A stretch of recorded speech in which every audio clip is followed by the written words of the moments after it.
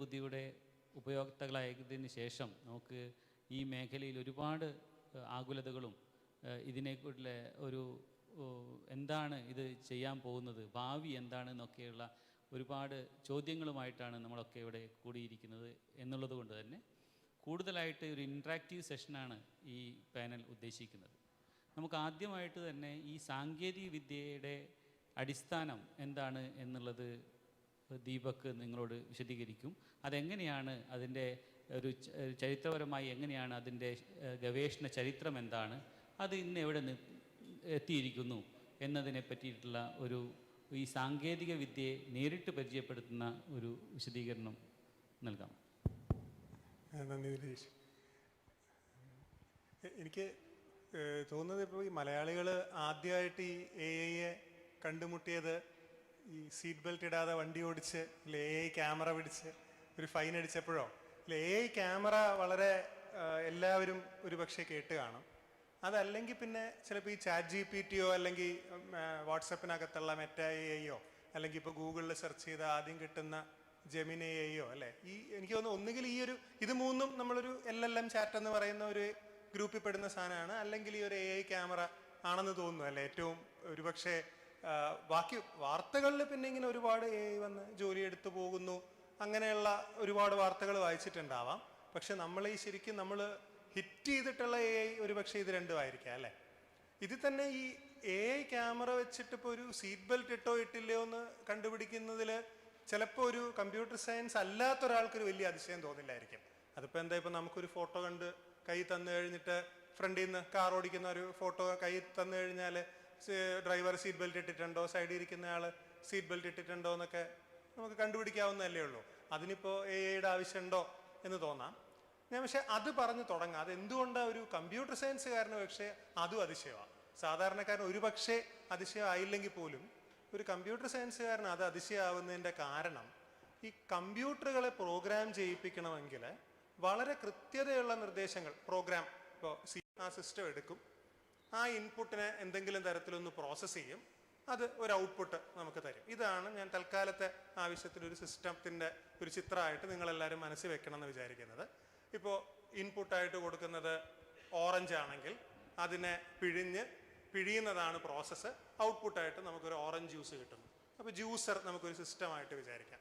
അതല്ലെങ്കിൽ നമ്മൾ മുഷിഞ്ഞ നല്ല ഉണങ്ങിയ തുണി ഒരു വാഷിംഗ് മെഷീനകത്ത് ഇടുന്നു ഇല്ലേ, അതാണ് അതിൻ്റെ വാഷിംഗ് മെഷീൻ്റെ ഇൻപുട്ട്.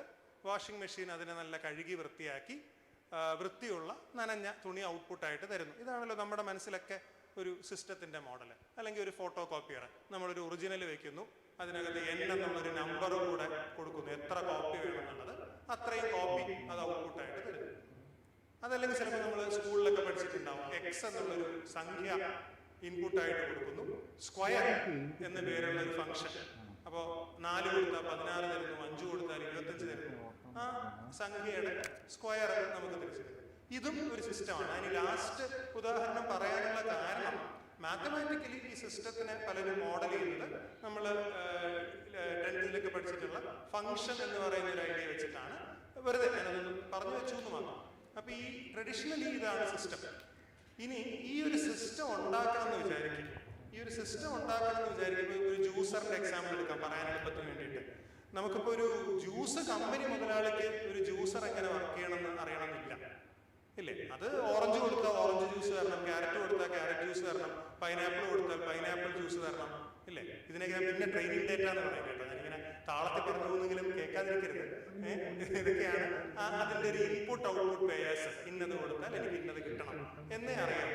പക്ഷെ അത് എങ്ങനെ കിട്ടണം എന്നത് ആ കമ്പനിയിൽ ഒരു പക്ഷേ ഒരു എഞ്ചിനീയറുടെ ഒരു കഴിവാണ്. ഇതാണ് ഇങ്ങനെ ചിലപ്പോൾ പ്രസ് ചെയ്താലാവാം, അല്ലെങ്കിൽ കട്ട് ചെയ്തിട്ടാവാം, കറക്കിയിട്ടാവാം, സ്ക്യൂസ് ചെയ്തിട്ടാവാം. ഇങ്ങനെ ഒരു പ്രോസസ്സിലൂടെയാണ് എനിക്ക് എന്ത് പഴത്തെയും അതിൻ്റെ പഴച്ചാറായി മാറ്റാൻ കഴിയുക എന്ന ഒരു പ്രവൃത്തിയുണ്ട്. അത് വെച്ചിട്ടാണ് ജ്യൂസർ ഉണ്ടാക്കുന്നത്. കമ്പനി മുതലാളിക്ക് എനിക്ക് ഇന്ന കാര്യം ആണ് വേണ്ടതെന്ന് പറഞ്ഞാൽ മതി, അതെങ്ങനെ എന്നുള്ള ചുമതല ഈ ഒരു എഞ്ചിനീയറുടെയാണ്. ഓക്കെ, അത് കഴിഞ്ഞിട്ട് ഇത് നമ്മൾ ജ്യൂസർ ഉണ്ടാക്കുന്നു, വിൽക്കുന്നു. അത് കഴിഞ്ഞിട്ട് അത് ഉപയോഗിക്കുന്ന ജ്യൂസ് ഉണ്ടാക്കുന്ന വീട്ടുകാരന് അതിനകത്ത് പ്രവർത്തനം പിന്നെ പോയി മാറ്റാൻ കഴിയില്ലല്ലോ. ആകെ ചെയ്യാൻ പറ്റുന്നത് പലതരം പഴങ്ങൾ ഇട്ട് നോക്കാം. ഒരുപക്ഷെ ജ്യൂസർ മുതലാളി മനസ്സിൽ പോലും വിചാരിച്ചിട്ടില്ലാത്ത പഴങ്ങളൊക്കെ ചിലപ്പോൾ ഈ പപ്പായ പോലുള്ള പഴങ്ങളൊക്കെ അതിൽ ഇട്ട് നോക്കാം. അങ്ങനെയൊക്കെ ചെയ്യാമെന്നല്ലാതെ അതിൻ്റെ ആന്തരിക പ്രവർത്തനം പിന്നെ മാറ്റാൻ കഴിയില്ല. അപ്പം ഇതിൽ ഈ രണ്ടാമത്തെ സ്റ്റേജ്, ആ എഞ്ചിനീയറുടെ റോളിലേക്കാണ് നമുക്കൊന്ന് ശ്രദ്ധിച്ചു നോക്കേണ്ടത്. അപ്പോൾ എഞ്ചിനീയറുടെ ചുമതല എന്താ? മുതലാളി പറയും, ഇതാ ഇങ്ങനെയാണ്, ഇവിടെ ഞാൻ ഇങ്ങനെ ഒരു സാധനം കണ്ടു, അതിൽ കുറച്ച് ക്യാരറ്റ് ഇട്ടാൽ അത് ക്യാരറ്റ് ജ്യൂസ് കിട്ടും, ഓറഞ്ച് ഇട്ടാൽ ഓറഞ്ച് ജ്യൂസ് കിട്ടും, ഇതുപോലൊരു സാധനം നമുക്കും ഉണ്ടാക്കണം എന്ന് പറയുന്നിടത്താണ് എഞ്ചിനീയറുടെ റോള് തുടങ്ങുന്നത്. അപ്പോൾ ഇവിടുത്തെ ചോദ്യം, ഈ എഞ്ചിനീയറുടെ റോള് ഒരു കമ്പ്യൂട്ടർ പ്രോഗ്രാമിനോ ഒരു അൽഗരിതത്തിനോ ചെയ്യാൻ കഴിയുമോ? മുതലാളിയുടെ റോളല്ല. എന്ത് കൊടുത്താൽ എന്ത് കിട്ടണം എന്നുള്ളത് മുതലാളി പറയും. പക്ഷെ അതെങ്ങനെ അതിനുണ്ടാക്കി എടുക്കണം എന്നുള്ള റോള് ഒരു അൽഗരിതത്തിന് ചെയ്യാൻ കഴിയുമോ എന്നതാണ് ചോദ്യം. അത് പറ്റും എന്നുള്ള ഉത്തരമാണ് ഈ മെഷീൻ ലേണിംഗ് എന്ന് പറയുന്ന ശാഖ.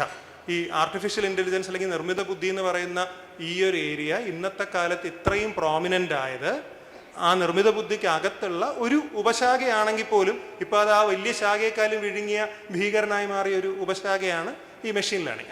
അത് വലിയ വിഷയമാക്കണ്ട. പക്ഷേ ഈ മെഷീൻ ലേണിംഗ് ആ വാക്യം തന്നെ ഉണ്ട്. ആ ലേണിംഗ്, ഇതെങ്ങനെയാണിത് ജ്യൂസ് ഉണ്ടാക്കുന്നത് എന്നുള്ളത് ഒരു അൽഗരിതത്തിന് ചെയ്യാൻ പറ്റുമോ എന്നുള്ള ചോദ്യം. അത് ചില സമയത്തെങ്കിലും അത് പറ്റും എന്നുള്ളതാണ് ഈ മെഷീൻ ലേണിംഗ് അൽഗരിതങ്ങളുടെ ഒരു സക്സസ്. അപ്പോൾ അതെങ്ങനെ പറ്റും? ഒരു അൽഗരിതത്തിന് എങ്ങനെ ഈ എഞ്ചിനീയറുടെ ജോലി ചെയ്യാൻ പറ്റും? അപ്പോൾ ഇതിന് വേണ്ടത് പ്രധാനമായിട്ടും രണ്ട് ഘടകങ്ങളാണ്. ഒന്ന്, വളരെയധികം കോൺഫിഗറബിൾ ആയിട്ടുള്ള, എന്ന് വെച്ച് കഴിഞ്ഞാൽ നമുക്ക് ട്യൂൺ ചെയ്യാൻ പറ്റുന്ന വളരെയധികം കോൺഫിഗറബിൾ ആയിട്ടുള്ള ഒരു ജനറൽ പർപ്പസ് സിസ്റ്റം. അതായത് ഒരു ജ്യൂസർ മാത്രമല്ല, അത് ചില നോബ് തിരിച്ചാൽ ജ്യൂസറാവും, വേറൊരു നോബ് വേറൊരു തരത്തിൽ പിടിച്ച് തിരിച്ചാൽ വാഷിംഗ് മെഷീനാവും, മറ്റൊരു തരത്തിൽ തിരിച്ചാൽ ഫോട്ടോസ്റ്റാറ്റ് മെഷീനാവും എന്നൊക്കെ പറയുന്ന ഒരു ജനറൽ പർപ്പസ് മെഷീൻ. മാത്രമല്ല, ഈ നോബ് തിരിക്കുക എന്ന് ഞാൻ പറഞ്ഞതും വെറുതെ അല്ല, അതും അതിൽ വളരെ ക്രിട്ടിക്കലായിട്ടുള്ളൊരു ഘടകമാണ്. വളരെ സ്മൂത്തായിട്ട് ഈ മെഷീനെ ഒരു ജോലിയിൽ നിന്നും, ഒരു ജോലി ചെയ്യുന്ന മെഷീനിൽ നിന്നും മറ്റൊരു ജോലി ചെയ്യുന്ന ഒരു മെഷീനാക്കി മാറ്റാൻ പറ്റും. ഈ ജനറൽ പർപ്പസ് മെഷീൻ എന്ന് പറയുന്നതും നമുക്കൊരു കമ്പ്യൂട്ടർ വന്നതാണ് കേട്ടോ ആദ്യമായിട്ടുള്ള ജനറൽ പർപ്പസ് മെഷീൻ. മെഷീനുകൾ പണ്ടേ ഉണ്ടല്ലോ, നമ്മുടെ ജോലി ഭാരം കുറയ്ക്കുന്ന എന്തും ഒരു മെഷീനാണ്.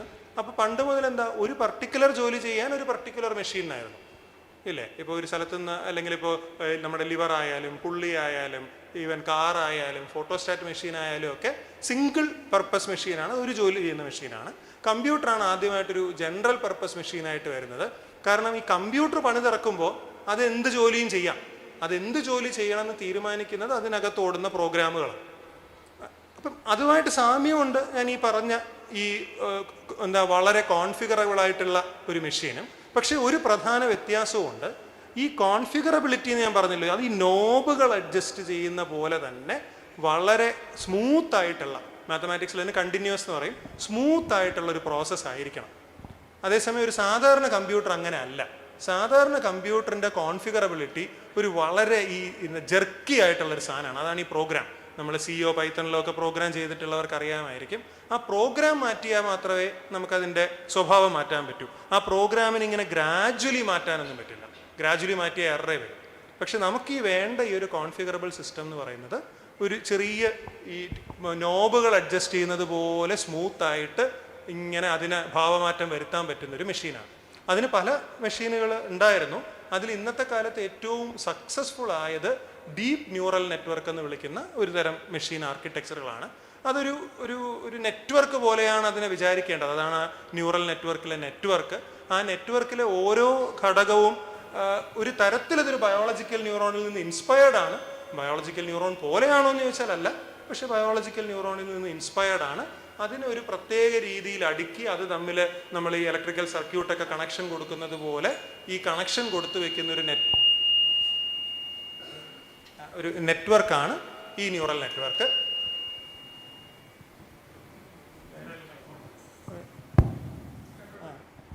സംസാരിച്ചോട്ടെ.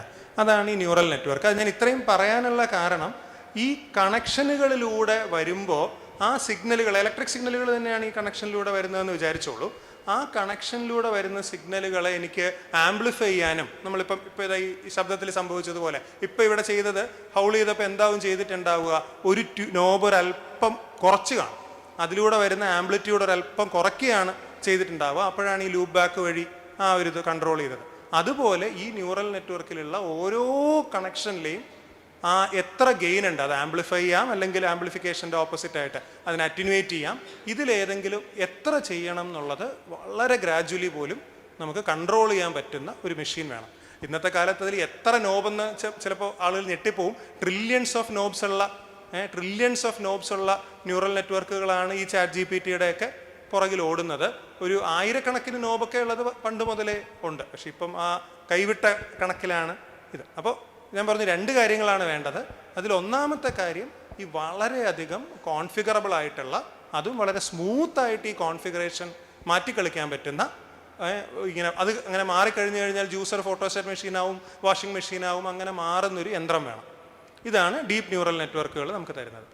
ഇനി രണ്ടാമത്, ഈ നമ്മുടെ ജ്യൂസർ മുതലാളി ആദ്യം പറഞ്ഞുണ്ടല്ലോ, എനിക്ക് ഇങ്ങനെ ഓറഞ്ച് കൊടുത്താൽ ഓറഞ്ച് ജ്യൂസ് കിട്ടും എന്ന് പറയുന്നത് പോലെ എനിക്ക് എന്താണ് വേണ്ടത് എന്നുള്ളതിൻ്റെ ഒരു ലക്ഷക്കണക്കിന് ഉദാഹരണങ്ങൾ വേണം.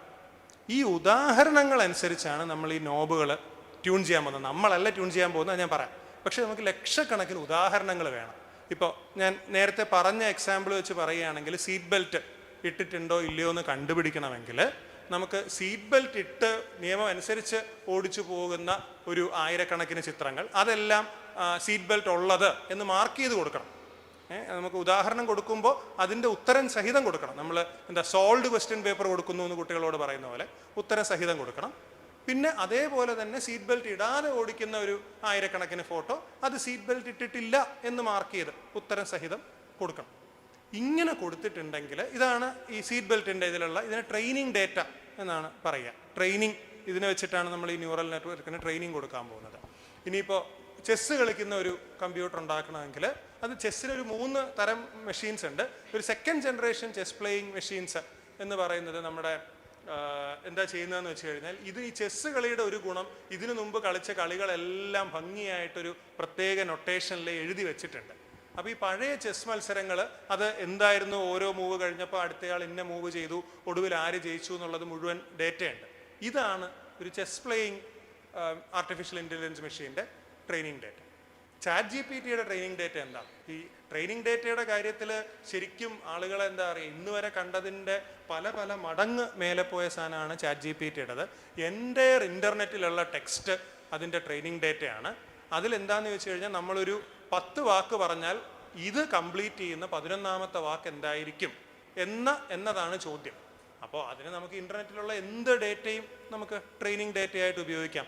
ഒരു കോൺവെർസേഷൻ കംപ്ലീഷൻ, അല്ലെങ്കിൽ ഒരു സെൻറ്റൻസ് കംപ്ലീഷൻ ചെയ്യുക എന്നുള്ള ഒരു ടാസ്കിന് വേണ്ടിയാണ് നമ്മൾ ഈ ChatGPT-യുടെ പുറകിലുള്ള GPT-5 എന്നൊക്കെ പറയുന്ന LLM-നെ നമ്മൾ ട്രെയിൻ ചെയ്ത് വെക്കുന്നത്. ഓക്കെ, അപ്പം 2 കാര്യങ്ങൾ വേണം. വളരെ കോൺഫിഗറബിൾ ആയിട്ടുള്ള ഒരു മെഷീനും ഒരു ജനറൽ പർപ്പസ് മെഷീനും അനവധി ഉദാഹരണങ്ങൾ. ഓക്കെ, ഇനി ഇത്രയും വന്നു. ഇനിയിപ്പോൾ ഇത് ശരി, ഉദാഹരണവും കിട്ടി, മെഷീനും കിട്ടി, ഇതെങ്ങനെ ട്രെയിൻഡ് ആവും? ഇതിലാണ് ഏറ്റവും മാത്തമാറ്റിക്കലി ഭംഗിയുള്ള ഭാഗം വരുന്നത്. അപ്പോൾ ഇവൻ ഇങ്ങനെ തെറ്റുവരുത്തി അത് ശരിയാക്കി ഒരു ലൂപ്പിലൂടെയാണ് ഇത് തനിയെ പഠിക്കുന്നത്. അത് വെച്ചാൽ ആദ്യം നമ്മൾ ഈ പറയുന്ന ഈ ട്യൂൺ ചെയ്യാനുള്ള നോബുകളൊക്കെ നമ്മൾ റാൻഡമായിട്ട് ഏതെങ്കിലും ഒരു സ്റ്റേറ്റിൽ അങ്ങ് തുടങ്ങും, എവിടെയെങ്കിലും ഇരുന്നോട്ടെ എന്ന് വിചാരിക്കും. എന്നിട്ട് നമ്മൾ ഈ പറഞ്ഞതുപോലെ സീറ്റ് ബെൽറ്റ് ഉള്ള ആളുടെ പടം കൊടുക്കുമ്പോൾ അവൻ ചിലപ്പോൾ ഉണ്ടെന്ന് പറയും, ചിലപ്പോൾ ഇല്ലെന്ന് പറയും. അപ്പം ശരി ഉത്തരം പറഞ്ഞു കഴിഞ്ഞാൽ അവൻ്റെ ഇപ്പോഴുള്ള കണക്ഷനുകളെയൊക്കെ ഒന്ന് അല്പം കൂടെ ആംപ്ലിഫൈ ചെയ്ത് സ്ട്രെങ്തൻ ചെയ്ത് വെക്കും. തെറ്റുത്തരം പറഞ്ഞു കഴിഞ്ഞാൽ ഒരു പ്രത്യേക ഒരു റൂളുണ്ട്, ഒരു പ്രത്യേക റൂൾ അനുസരിച്ച് അത് തിരുത്തും. ഇത് വീണ്ടും ചെയ്തുകൊണ്ടിരിക്കും. അപ്പോൾ ഒരുപാട് ഉദാഹരണങ്ങളും വേണം. ഈ ഉദാഹരണങ്ങളിലൂടെ പല ആവർത്തി കടന്നു പോവുകയും വേണം. ഇതിൻ്റെ ഒരു, ഞാനിപ്പോൾ പറയുമ്പോൾ പെട്ടെന്ന് പറഞ്ഞു തീർന്നു.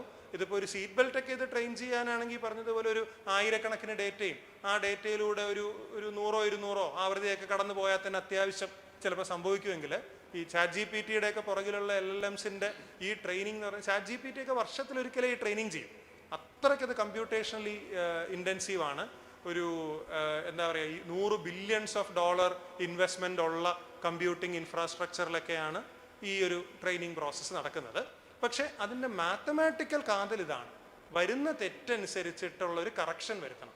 അപ്പോൾ ഈ കറക്ഷൻ ഇങ്ങനെ തെറ്റ് കൂടുന്നതനുസരിച്ച് കറക്ഷൻ കൂടും, തെറ്റ് കുറഞ്ഞാൽ കറക്ഷൻ കുറയും. അതുകൊണ്ടാണ് ഈ സ്മൂത്തായിട്ട് അഡ്ജസ്റ്റ് ചെയ്യുന്ന നോബുകൾ ഇമ്പോർട്ടൻ്റ് ആയിട്ട് വരുന്നത്.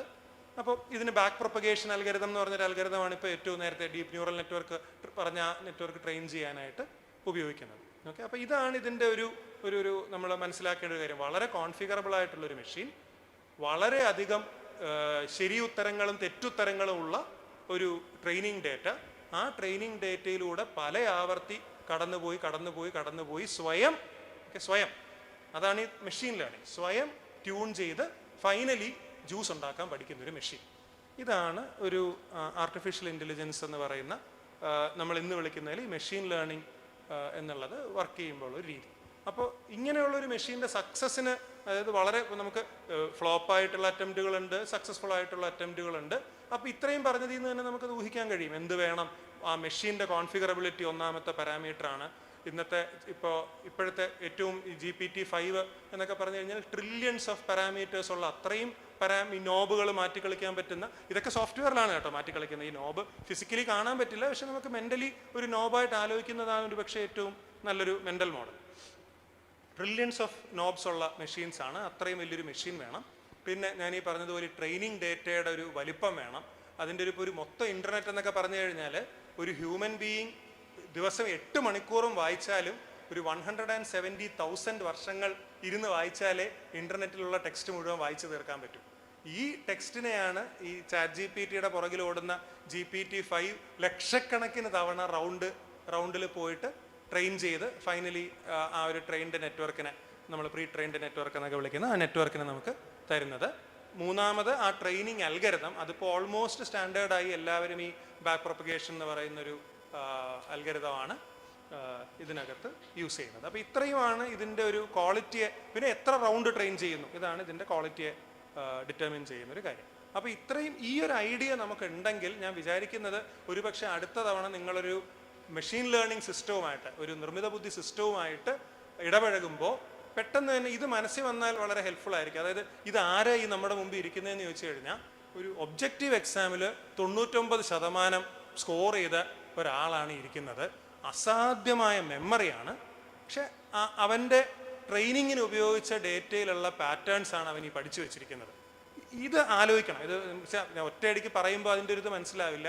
അപ്പോൾ ഇപ്പോൾ നമ്മളിപ്പോൾ ചോദിക്കുന്ന ചോദ്യം പലരും ചോദിച്ചിട്ടുള്ള ചോദ്യമാണെങ്കിൽ അത് ഇൻ്റർനെറ്റിൽ കാണും, അതുകൊണ്ടാണ് അവൻ കൃത്യ ഉത്തരം പറയുന്നത്. ഒരു പുതിയ ചോദ്യമാണ് ചോദിക്കുന്നതെങ്കിൽ അത്രയും കൃത്യത ഉണ്ടാവില്ല. ഒരു വളരെ ശരി തെറ്റ് അല്ലെങ്കിൽ കൃത്യം ഉത്തരം ഉള്ള ചോദ്യങ്ങൾക്കാവും അത് കൂടുതൽ റിലയബിൾ. ഓക്കെ, ഇതിനകത്ത് ഞാൻ ഈ പറഞ്ഞ പ്രോസസ്സിൽ നിങ്ങൾ ഒരുപക്ഷെ എന്താണ് മിസ്സിങ് എന്നുള്ളതും ഒന്ന് ആലോചിക്കുന്നത് നല്ലതായിരിക്കും. യാതൊരു വിധത്തിലുള്ള ഫർദർ കറക്ഷൻ മെക്കാനിസം ഇതിലില്ല.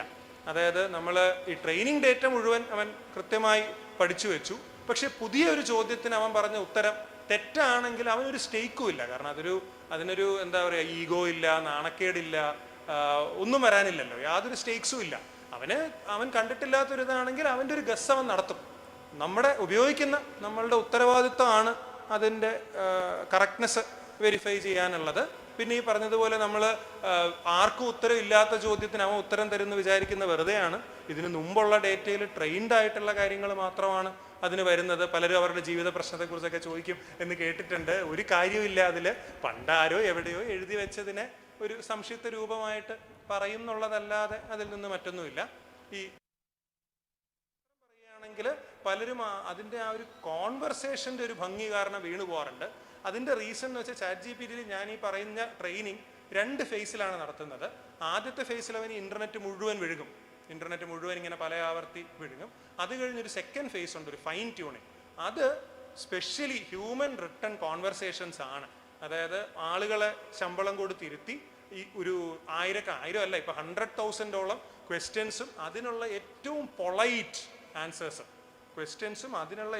പൊളൈറ്റ് ആൻസേഴ്സും ഉള്ള ഒരു വലിയ ഒരു കോൺവെർസേഷൻ ഡേറ്റയിൽ ഒരു സെക്കൻഡ് റൗണ്ട് ട്രെയിനിങ് ഉണ്ട്. അതുകൊണ്ടാണ് നമ്മൾ ഈ ChatGPT-ആയിട്ട് സംസാരിക്കുമ്പോൾ ആ സംഭാഷണത്തിന് ഇത്ര മാധുര്യം.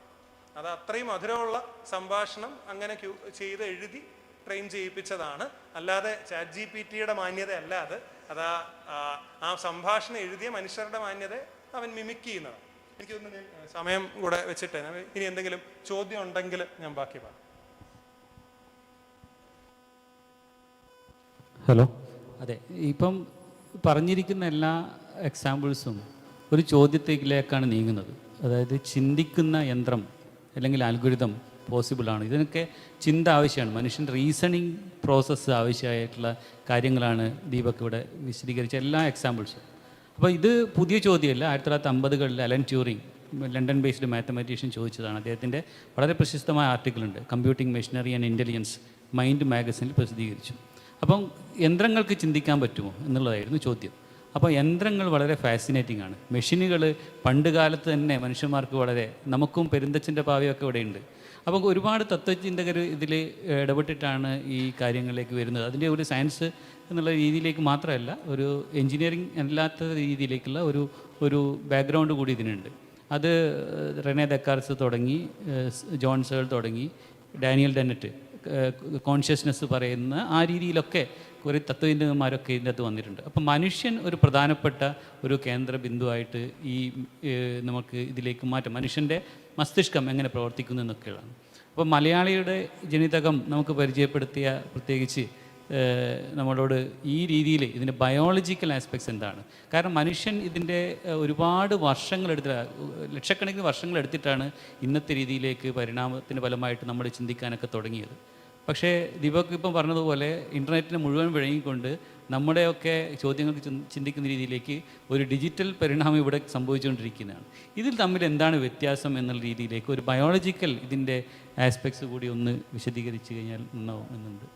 ഓക്കെ, ആദ്യം ഇതിൻ്റെ ഇവിടെ കൊടുത്തിരിക്കുന്ന, നമ്മൾ ഈ സെമിനാർ കൊടുത്തിരിക്കുന്നതിൻ്റെ ഒരു ചോദ്യമാണ് നിർമ്മിത ബുദ്ധിയെ പേടിക്കണോ എന്നുള്ളത്. നിർമ്മിത ബുദ്ധി നമ്മുടെ ഉള്ളിൽ നിന്ന് നമ്മൾ പുറത്തെടുത്തിയ ഒരു കാര്യമാണ്. അതിനെ നമ്മൾ പേടിക്കുന്നത് നമ്മുടെ ഒരു ഭാഗമാണ്. കാരണം പറഞ്ഞ പോലെ പരിണാമത്തിൻ്റെ ഒരു ഭാഗമാണ്. പരിണാമത്തിൻ്റെ ഭാഗമായിട്ട് നമ്മൾ തലച്ചോറിനെ കൊണ്ട് പലതും ചെയ്യിക്കും. പലപ്പോഴും നമ്മളത് പുറത്തെടുത്ത് ചെയ്യിക്കും. ആദ്യം നമ്മൾക്ക് കേട്ടിട്ടുണ്ട് തീ കണ്ടുപിടിച്ചു. തീ എവിടെ ഉണ്ടായിരുന്നു പണ്ട് മുതലേ? തീ നമ്മൾ പോയി കണ്ടുപിടിച്ചല്ല, മനുഷ്യൻ തീ കണ്ടുപിടിച്ചത്രേ. എന്ത് വിട്ടിട്ടാണ്? തീ കണ്ടുപിടിച്ചില്ല. തീ കല്ലുകൾ ഉറച്ചോ വല്ലതും ഉണ്ടാക്കി അത് ഉണ്ടാക്കിയെടുക്കാനും അവിടെ തീ എവിടെയുള്ള തീ മനുഷ്യനോ അതല്ല, പ്രപഞ്ചം ഉണ്ടപ്പോൾ തന്നെ തീ ഉള്ളതാണ്. ഇപ്പം തീ കണ്ടുപിടിച്ചു എന്ന് പറയുന്ന പോലെയാണ് നിർമ്മിത ബുദ്ധി നമ്മൾ കണ്ടുപിടിച്ചത്. നമ്മളതിനെ പുറത്തേക്കെടുത്ത് ചില ടൂളാക്കി മാറ്റി എന്നുള്ളതേ ഉള്ളൂ. കമ്പ്യൂട്ടേഷണലാണ് നമ്മുടെ ശരീരത്തിലെ എല്ലാ ഫിസിയോളജിയും, എല്ലാ അവസ്ഥകളും, എല്ലാ പ്രവർത്തനങ്ങളും കമ്പ്യൂട്ടേഷണൽ എന്ന വാക്കിൽ ഒതുക്കാവുന്നതാണ്. എന്ന പ്രയോഗപരമായി വാക്കിൽ ഒതുക്കാവുന്നതാണ്. അതിൽ നമ്മുടെ തലച്ചോറിന്, അതുകൊണ്ട് കമ്പ്യൂട്ടേഷൻ, ഈ നിർമ്മിത ബുദ്ധിയിലുള്ള പേരുകളും പലതും ന്യൂറോൺ എന്നുള്ള വാക്കാണ്, ന്യൂറോണൽ നെറ്റ്വർക്ക് എന്നൊക്കെ ഉപയോഗിക്കുന്നത്. ലാർജ് ലാംഗ്വേജ് മോഡൽ എന്നുള്ള, ഈ ലാംഗ്വേജ് മനുഷ്യൻ്റെയാണ്, മെഷീൻ്റെ അല്ല. എന്നിട്ട് മെഷീൻ ലാംഗ്വേജ് ഒരു വാക്ക് നമ്മൾ കണ്ടുപിടിച്ചിട്ടുണ്ട്. നമ്മൾ വിചാരിക്കുന്നത് പുതിയ കാര്യമാണെന്നോ? പുതിയ കാര്യമല്ല. ലാംഗ്വേജ് മനുഷ്യൻ്റെയാണ്. ലാംഗ്വേജ്, ഇത്രമാത്രം ലാംഗ്വേജ് ഉള്ളത് നമുക്ക് മനുഷ്യൻ മാത്രമേ ഉള്ളൂ. ലാർജ് ലാംഗ്വേജ് മോഡൽന്ന് കേട്ടാത്തൊന്നും നമുക്ക് പിടികിട്ടാത്ത എന്താ കാര്യമാണ്, പിടികിട്ടുന്ന കാര്യമാണ്. പിന്നെ അദ്ദേഹം പറഞ്ഞ പോലെ ഈ നിർമ്മിത ബുദ്ധി നമ്മൾ കൃത്യമായിട്ട് നമ്മുടെ ഇടയ്ക്ക് വന്നു കഴിഞ്ഞാൽ നമ്മളതിനെ പേടിക്കാൻ നമുക്ക് സമയം പോലും കിട്ടിയിട്ടില്ല. നിങ്ങൾ ഗൂഗിൾ പേ ചെയ്യുന്നുണ്ടെങ്കിൽ അപ്പോൾ നിർമ്മിത ബുദ്ധി ഉപയോഗിക്കുന്നുണ്ട്. തട്ടുകടയിൽ QR കോഡ് വെച്ചിട്ടുണ്ട്. നിങ്ങൾ QR കോഡ് സ്കാൻ ചെയ്തിട്ടുണ്ടെങ്കിൽ നിർമ്മിത ബുദ്ധി നിങ്ങൾ ഉപയോഗിച്ച് കഴിഞ്ഞ് നിങ്ങൾക്ക് പേടിക്കാൻ സമയം കിട്ടിയിട്ടില്ല. അതിന് മുൻപ് നിർമ്മിത ബുദ്ധി നമ്മൾ ഉപയോഗിച്ച് തുടങ്ങി. അത് ഇൻഡസ്ട്രിയൽ റവല്യൂഷൻ, വ്യവസായ വിപ്ലവം കഴിഞ്ഞിട്ട് ഒരുപാട് മെഷീൻസ് വന്ന പോലെ ഒരു നമ്മളുടെ തന്നെ മനസ്സിൻ്റെ ഒരു എക്സ്റ്റൻറ്റ്, ഒരു നീട്ടലാണ്. അത് നമ്മൾ പുറത്തേക്കെടുത്തു ഒരു മെഷീനാക്കി എന്നുള്ളത്. പക്ഷേ അതിൻ്റെ ഉള്ളിൽ വർത്തിക്കുന്ന മെക്കാനിസം നമ്മൾ തന്നെ കണ്ടുപിടിച്ച മെക്കാനിസം. നമ്മുടെ തലച്ചോറ്, മിക്കവാറും നമ്മുടെ തലച്ചോറ് വർക്ക് ചെയ്യുന്ന പോലെ തന്നെയാണ്. ആദ്യം ഇവയൊക്കെ ഇതിന് മോഡലാക്കിയിരിക്കുന്നത് മുഴുവൻ, അതുകൊണ്ടാണ് ഈ ലാംഗ്വേജ് മോഡൽ എന്നൊക്കെ ഉപയോഗിക്കുന്നത്. അപ്പം നമ്മളുടെ തലച്ചോറിൻ്റെ വർക്കിങ്ങിൻ്റെ മോഡലിലാണ് ഇത് മുഴുവൻ പൊക്കോണ്ടിരിക്കുന്നത്. ഇപ്പോഴും ഇവരെല്ലാവരും ഇവർക്ക് അറിയാതെ തന്നെ ന്യൂറോൺ പ്രവർത്തനത്തെക്കുറിച്ച് അറിയാവുന്നവരാണ് ഇതുള്ളത്. പക്ഷേ അവർ ന്യൂറോൺ പ്രവർത്തനം അതേപടി പഠിച്ചിട്ടില്ല. കാരണം കമ്പ്യൂട്ടേഷനിലെ ചില കണക്കുകളാണ് അതൊക്കെ വസ്തുത്തിൽ ന്യൂറോൺ പ്രവർത്തനങ്ങളുടെ അടിസ്ഥാനപ്പെടുത്തിയിട്ടുള്ളതാണ് താനും. അപ്പോൾ നമ്മൾ ഇതിനെ പുറത്തേക്കെടുത്ത് ഒരു ഉപകരണത്തിലാക്കി അതിനെക്കൊണ്ട് ചെയ്യിക്കുന്നു എന്നുള്ളപ്പോഴേക്കും നമുക്ക് ഇതിനെ പേടിക്കണോ എന്നൊരു ചോദ്യം വരും. ഇതിനെ പേടിക്കല്ല, ഇത് നമ്മുടെ ഉള്ളിൽ ഉള്ളത് തന്നെയാണ്. നമ്മൾ ഇതിൽ തന്നെ ചേർന്ന് കഴിഞ്ഞിരിക്കുകയാണ്. ഇതുപോലെ പല കാര്യങ്ങളും സംഭവിച്ചിട്ടുണ്ട് നമ്മളുടെ ഇടയ്ക്ക്. ഈ നമ്മൾ കണ്ടുപിടിച്ച യന്ത്രങ്ങൾ മുഴുവനും ഇതുപോലെ നമ്മുടെ തലച്ചോറിൻ്റെ എക്സ്റ്റൻഷനാണ്. നമ്മുടെ തലച്ചോറ് ഉപയോഗിച്ച് നമ്മൾ ചില കാര്യങ്ങൾ സാധിച്ചെടുക്കാമെന്ന് കണ്ടുപിടിക്കുകയാണ്. അത് മനുഷ്യർക്ക് മാത്രം പറ്റിയതാണ്, മനുഷ്യരുടെ തലച്ചോറിന് മാത്രം പറ്റിയതാണ്. അപ്പോൾ ഇദ്ദേഹം പറഞ്ഞ പോലെ വളരെ പെട്ടെന്ന് പരിണമിച്ചുകൊണ്ടിരിക്കുന്ന ഒരു അവയവമാണ് തലച്ചോറ്. അപ്പോൾ അതിന് പല കാര്യങ്ങൾ സാധിച്ചെടുക്കാൻ പറ്റുന്നതുകൊണ്ട്, എല്ലാം അതിന് പറ്റാത്തത് കൊണ്ടാണ് അത് പലതും ടൂൾസ് ഉപയോഗിച്ച് ചെയ്യുന്നത്. ടൂൾസ് ഉപയോഗിച്ച് എളുപ്പമുണ്ടെന്ന് കണ്ടുപിടിച്ചു. എല്ലാത്തിനും തലച്ചോറിൻ്റെ ഉള്ളിൽ നിന്ന് കൊണ്ടുവരേണ്ട കാര്യമില്ല എന്നത് കണ്ടുപിടിച്ചതാണ് ഒരു പ്രധാന കാര്യം. കാരണം വെള്ളം കോരാൻ ഒരു കപ്പി ഉപയോഗിച്ച് എളുപ്പമുണ്ടെന്നുള്ള കണ്ടുപിടുത്തം, ഇതൊക്കെ വലിയ കാര്യങ്ങളാണ്. അത് അവിടെ ഉണ്ടായിരുന്ന തന്ത്രം, ഫിസിക്സിൻ്റെ ചില തന്ത്രങ്ങൾ അതേപടി നമ്മൾ ഉപയോഗിച്ച് വന്നോളൂ. ഇതിനു മുൻപ് ക്വാണ്ടം മെക്കാനിക്സിനെ കുറിച്ച് കുറേ വിവരണങ്ങൾ ഇവിടെ കേട്ടു, അവസാനമാണ് വന്നതെങ്കിലും ഈ ക്വാണ്ടം മെക്കാനിക്സൊക്കെ പ്രകൃതിയിൽ നടക്കുന്നതാണ്. നമ്മൾ ഇപ്പോഴൊക്കെ പോയി വിവരിക്കുന്നു എന്നതേ ഉള്ളൂ, നമ്മൾ കണ്ടുപിടിച്ചൊന്നുമല്ല. ഇതൊക്കെ നമ്മുടെ എക്സ്റ്റൻഷൻ. ക്വാണ്ടം നമ്മുടെ ഉള്ളിൽ നടക്കുന്നതാണ്. ഈ പറയുന്ന പ്രകൃതിയുടെ എല്ലാ പ്രയോഗങ്ങളും അതിൻ്റെ എല്ലാ ഉപയോഗങ്ങളും എന്നുള്ളതാണ്. അപ്പോൾ പുതുതായിട്ടൊന്നും ഇവിടെ സംഭവിച്ചിട്ടില്ല, ഇതിനെ പേടിക്കേണ്ട ഒരു കാര്യവുമില്ല. പക്ഷേ നമ്മുടെ ഉള്ളിൽ നമ്മളോടൊപ്പം പരിണമിക്കുന്ന ഒരു വ്യവസ്ഥ നമ്മൾ മറ്റൊന്നായിട്ട് കാണുക എന്നുള്ളതാണ് ഇപ്പോഴത്തെ നമ്മൾ ഈ പേടിക്കണമെന്നുള്ളൊരു ചോദ്യം തന്നെ അതിൽ നിന്നാണ് വരുന്നത്. പക്ഷേ നമ്മുടെ തലച്ചോറ് അത് വളർന്നുകൊണ്ടിരിക്കുകയാണ്. നമ്മുടെ തലച്ചോറ് ഇപ്പോഴെങ്ങനെ വളർന്നുകൊണ്ടിരിക്കുന്നു എന്നുള്ളത്, കമ്പ്യൂട്ടർ ചിപ്പുകൾ നമ്മളുണ്ടാക്കി, ആ ചിപ്പുകൾ കൊണ്ട് നമ്മൾ ചില ചിപ്പുകൾ ഇപ്പോൾ ഇറങ്ങിയിരിക്കുന്നു. അത് എക്സ്പെരിമെൻ്റൽ ഫേസിലാണ്. മെമ്മറി ചിപ്സ്, നമ്മുടെ ഓർമ്മ കൂട്ടാനുള്ള ചിപ്സുകൾ തലച്ചോറിൻ്റെ ചില ഭാഗങ്ങളിൽ നിക്ഷേപിക്കാം. ഇത് ചെറുതാണ്, ചിപ്സുകൾ വളരെ ചെറുതാണ്. അത് നിക്ഷേപിച്ചാൽ നിങ്ങളുടെ ഓർമ്മ കൂടുതലാകും എന്നുള്ളത് തെളിഞ്ഞിരിക്കുന്നു. അത് പരീക്ഷണാത്മകമായി ഒരു പ്രാഥമികമായ ഒരു ലെവലിലാണെന്നേ ഉള്ളൂ. പക്ഷേ എന്താണ് സംഭവിക്കുന്നത്? നമ്മൾ തന്നെ കണ്ടുപിടിച്ച നമ്മുടെ തലച്ചോറിൻ്റെ പ്രവർത്തനത്തെ കൂടുതൽ പ്രയോഗപരമാക്കുന്ന ഒരു രീതി എന്നുള്ളതാണ്. അത് നമ്മൾ കണ്ടുപിടിച്ച് പുറത്താക്കിയിട്ട് നമ്മളിതേ പിന്നെ ഇപ്പോഴും തലച്ചോറിൻ്റെ ഉള്ളിലാക്കുകയാണ്. എന്ന് വെച്ചാൽ എന്താണ് കൃത്യമായിട്ട് എന്താ നടക്കുന്നത്? നമ്മുടെ തലച്ചോറിനെ നമ്മൾ മറ്റു തരത്തിൽ ഉദ്ദീപിപ്പിക്കുകയാണ്. നമുക്കറിയാവുന്ന വേല നമ്മുടെ തലച്ചോറിൽ നടക്കുന്ന അതേ പ്രയോഗം നമ്മൾ വേറൊരു രീതിയിൽ നിർമ്മിച്ചെടുത്ത് തലച്ചോറിനകത്ത് നിക്ഷേപിക്കുമ്പോൾ നമ്മളുടെ ഓർമ്മ കൂട്ടാൻ പോവുകയാണ്. അത് വലിയൊരു കണ്ടുപിടുത്തം കൂടിയാണ്. ഇതൊക്കെ കണ്ടുപിടുത്തം എന്ന് നമ്മൾ പറയുന്നെങ്കിലും ഇത് കണ്ടുപിടുത്തം അല്ല. നമ്മൾ അവിടെ ഉണ്ടായിരുന്ന, നേരത്തെ പറഞ്ഞ പോലെ തീ കണ്ടുപിടിച്ചു എന്ന് പറയുന്ന പോലത്തെ ഒരു വ്യർത്ഥമായ ഒരു പ്രയോഗമാണ് ഈ കണ്ടുപിടുത്തം എന്നുള്ളത്. നമ്മൾ ഓരോന്ന് അറിയുന്നു എന്നതേ ഉള്ളൂ. അപ്പം നിർമ്മിത ബുദ്ധി നമ്മളിപ്പോൾ അറിഞ്ഞു വന്ന ഒരു കാര്യമാണ്. അതിനെ പുറത്തേക്ക് എടുക്കുന്നു, അത് മെഷീനിലാക്കുന്നു, നമ്മുടെ സെൽഫോണിലാക്കുന്നു, അല്ലെങ്കിൽ വേറെ പേരിട്ട് അതിനെ വിളിക്കുന്നു, ChatGPT എന്നൊക്കെ പേരിട്ട് വിളിക്കുന്നു എന്നൊക്കെയുള്ളതാണ്. അതല്ലാതെ നേരത്തെ അദ്ദേഹം പറഞ്ഞ പോലെ പരിണാമത്തിൻ്റെ ഒരു ഭാഗമാണ്. നമ്മുടെ തലച്ചോറിൻ്റെ പരിണാമത്തിൻ്റെ ഒരു ഭാഗം മാത്രമാണ് നിർമ്മിത ബുദ്ധി എന്നുള്ളത്. അതിനെ പേടിച്ചൊരു കാര്യമല്ല, നമ്മുടെ ഉള്ളിൽ നിന്ന് പുറത്തു വന്നാണ്, അത് നിലനിൽക്കാനും പോവുകയാണ്. ഇത് നമ്മളെ കയറി ഏറ്റെടുക്കുമോ, ഇത് നമ്മളെ പേപ്പർ ക്ലിപ്പാക്കി മാറ്റുമോ എന്നൊക്കെയുള്ള ചോദ്യങ്ങളുണ്ട്. അങ്ങനെയൊന്നും സംഭവിക്കാൻ പോകുന്നില്ല, കാരണം നമ്മൾ നിർമ്മിച്ചെടുത്താണിത്. ഇത് പുതുതായിട്ടൊന്നും നിർമ്മിച്ചെടുത്താൽ ഇദ്ദേഹം പറഞ്ഞ പോലെ അതിന് കൊടുക്കുന്ന ചില ഡാറ്റകൾ പെറുക്കി എടുക്കുകയാണ്. ചെറിയ കുഞ്ഞു ഡാറ്റകൾ പെറുക്കി എടുത്ത് അതൊരു പ്രത്യേക രീതിയിൽ അതിങ്ങനെ അറേഞ്ച് ചെയ്ത് വെക്കുന്നത്. അതിന് അൽഗോറിതം എന്നൊക്കെ പേരൊക്കെ വിളിച്ച് നമ്മൾ പേടിപ്പിക്കുന്നത്, നമ്മളെ തന്നെ പേടിപ്പിക്കുന്നതാണ് ഇതിൻ്റെ പ്രധാന പ്രശ്നം. ഇത് നമ്മുടെ ഉള്ളിൽ തന്നെ നടക്കുന്ന കമ്പ്യൂട്ടേഷനിലാണ്. പ്രത്യേകിച്ച് നമ്മുടെ റിപ്രൊഡക്റ്റീവ് സിസ്റ്റം കൃത്യമായൊരു കമ്പ്യൂട്ടേഷണൽ പ്രയോഗത്തിലൂടെ ആണ് നടക്കുന്നത്. നമ്മുടെ DNA വിഭജിക്കുന്നതൊക്കെ കമ്പ്യൂട്ടേഷനിൻ്റെ ഒന്നാം തരം ഉദാഹരണമാണ്. അതൊക്കെ ശരീരത്തിൽ നടക്കുന്ന പല പ്രവർത്തനങ്ങളും കമ്പ്യൂട്ടേഷനിലാണ്. അത് നമ്മുടെ കണ്ടുപിടുത്തമല്ല, അത് സത്യമായിട്ട് അവിടെ നടക്കുന്നതാണ്. ഇനി കൂടുതൽ നമുക്ക് പിന്നെ പറയാം.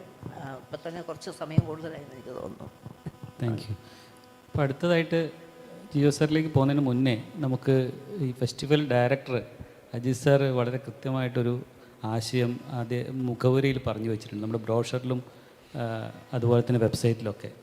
അത് ശാസ്ത്രീയമായ വീക്ഷണത്തെ അടിസ്ഥാനപ്പെടുത്തിയിട്ടുള്ള ഒരു ലോകക്രമം, നവലോകക്രമമാണ് ഏറ്റവും ഭംഗിയായിട്ട് ജനാധിപത്യത്തിലൊക്കെ ഊന്നിക്കൊണ്ട് നമ്മുടെ മുന്നിലേക്ക് കൊണ്ടുവന്നിട്ടുള്ളത് എന്നുള്ളത്. അപ്പോൾ ഈ ശാസ്ത്രീയമായ വീക്ഷണകോണിലൂടെ നമ്മൾ നോക്കിക്കാണുമ്പോൾ നമുക്കറിയാം, ഈ ഇത്തരത്തിലുള്ള പുതിയ ആധുനികമായിട്ടുള്ള തീയിൽ നിന്ന് പറഞ്ഞല്ലോ, തീ തുടങ്ങി ഇലക്ട്രിസിറ്റി വന്നു, അതിനുശേഷം കമ്പ്യൂട്ടറുകൾ വന്നു, ഇപ്പം നമുക്ക് ഒരു 4ാം വ്യാവസായിക വിപ്ലവ സമയത്ത് ഇൻ്റർനെറ്റ് ഓഫ് തിങ്സ്, AI പോലുള്ള കാര്യങ്ങളൊക്കെ വന്നു. അപ്പോൾ ഇതിൻ്റെ ഒരു ടൈം ലൈൻ എടുത്ത് നോക്കിക്കഴിഞ്ഞാൽ നമുക്ക് പുതിയൊരു കാറ് എവിടെയെങ്കിലും ലോകത്തിൻ്റെ ഒരു ഭാഗത്ത് അത് കണ്ടുപിടിച്ചു, പ്രോട്ടോടൈപ്പായി റോഡിൽ ഇറക്കി കഴിഞ്ഞിട്ട് നമ്മുടെ സാധാരണ ജനങ്ങളിലേക്ക് അത് യൂസ് ചെയ്യുന്ന രീതിയിലേക്ക് എത്താൻ ഒരുപാട് സമയം ഉണ്ടായിരുന്നു. എന്നാൽ ChatGPT നിങ്ങൾക്കറിയാം, ഒരു ആഴ്ച കൊണ്ട് എത്ര ലക്ഷക്കണക്കിന് ആൾക്കാരുടെ കയ്യിലാണ് അത് എത്തിയെന്നുള്ളത്. അങ്ങനെയൊക്കെയാണ് കാലം മുന്നോട്ട് പോയിക്കൊണ്ടിരിക്കുന്നത്. അപ്പോൾ തീർച്ചയായിട്ടും ഈ പുതിയ കാലത്ത് എന്തൊക്കെയാണ് ഈ നിർമ്മിത ബുദ്ധി നമുക്ക് നൂതന സാങ്കേതിക വിദ്യയായിട്ട് മുന്നോട്ട് വച്ചിട്ടുള്ളത്, അതിൻ്റെ ഏറ്റവും പുതിയ ഒരു ലേറ്റസ്റ്റ് ആയിട്ടുള്ള ട്രെൻഡുകൾ, അതിനെയൊക്കെ പറ്റി ഒന്ന് വിശദീകരിച്ചാൽ ഉണ്ടാവും. നമ്മൾ ആദ്യത്തെ മൊബൈൽ ഫോൺ ഏതാണെന്ന് എത്ര പേര് ഓർക്കുന്നുണ്ട്? നിങ്ങളുടെ സ്വന്തം ഇൻ്റർനെറ്റ് സാങ്കേതികവിദ്യ നിങ്ങളുടെ അടുത്ത് എത്തിയത് എത്ര വൈകിട്ടാണ് എന്ന് നിങ്ങൾ ഓർക്കുന്നുണ്ടോ? ആദ്യത്തെ കമ്പ്യൂട്ടർ, ആദ്യത്തെ മൊബൈൽ ഫോൺ, ഇൻ്റർനെറ്റ് പോലെയുള്ള സാങ്കേതികവിദ്യകളൊക്കെ ഇന്ത്യയിൽ അല്ലെങ്കിൽ കേരളത്തിലൊക്കെ എത്തിയത് അത് ലോകമെമ്പാടും വന്ന് കുറച്ച് കാലം കഴിഞ്ഞിട്ടാണ്. ഇപ്പോൾ പക്ഷേ ഇന്നോ ഇന്നലെയോ അതിന് മുന്നത്തെ ദിവസമോ ഒക്കെ റിലീസ് ചെയ്യുന്ന ഏതെങ്കിലും ഒരു സാങ്കേതികവിദ്യ ഉണ്ടെങ്കിൽ അതിപ്പോൾ തന്നെ നമ്മുടെ കയ്യിലെത്തുകയാണ്. അപ്പം അത്ര വേഗത്തിൽ ലോകമെമ്പാടും സാങ്കേതികവിദ്യയുടെയും ശാസ്ത്രത്തിൻ്റെയും ഒക്കെ കണ്ടെത്തലുകൾ വളരെ വേഗത്തിലെത്തുന്ന ഒരു കാലത്താണ് നമ്മൾ ജീവിക്കുന്നത്. അപ്പം എന്നോട് ആവശ്യപ്പെട്ട 3 കാര്യങ്ങളെ പറ്റി സംസാരിക്കാനാണ്. അപ്പോൾ അത് ആദ്യത്തെ കാര്യം ഇപ്പോൾ എന്താണ് സംഭവിച്ചുകൊണ്ടിരിക്കുന്നത് എന്നുള്ളതാണ്. അപ്പം ഞാനൊരു 2-3 കാര്യങ്ങൾ പറഞ്ഞിട്ട് ആരംഭിക്കാം. ഒന്ന്, ഈ എലൺ മസ്കിനെ പറ്റി നിങ്ങൾക്കെല്ലാം അറിയാം. അദ്ദേഹത്തിൻ്റെ എഴുത്തുകളോ അല്ലെങ്കിൽ ട്വീറ്റുകളോ ചർച്ചകളോ അല്ലെങ്കിൽ ഇൻ്റർവ്യൂവിലൊക്കെ പറയുന്നത് വെച്ച് നോക്കിക്കഴിഞ്ഞാൽ കുറച്ച് കാലങ്ങളായിട്ട് അദ്ദേഹം പറഞ്ഞുകൊണ്ടിരിക്കുന്നൊരു കാര്യമാണ്, ഇനിയത്തെ കാലത്ത് സ്കൂളിൽ പോകണം എന്നുള്ളത് വലിയ നിർബന്ധമുള്ള കാര്യമല്ല. എന്തിനാണ് നമ്മൾ സ്കൂളിൽ പോകുന്നത്? വിദ്യാഭ്യാസം നേടാനാണെന്നോ അല്ലെങ്കിൽ വിഷയങ്ങൾ പഠിക്കാനാണ്, അറിവ് നേടാനാണ്, അത് വെച്ചൊരു ഭാവി കരുപ്പെടുക്കാനൊക്കെ ആണെന്ന് നമ്മൾക്കൊരു ധാരണയുണ്ടെങ്കിൽ, അപ്പോൾ അദ്ദേഹം പറയുന്ന ഇതൊക്കെ നേടാനായിട്ട് ഇപ്പം നിങ്ങൾക്ക് സ്കൂളിലേക്ക് പോകേണ്ട ആവശ്യമില്ല.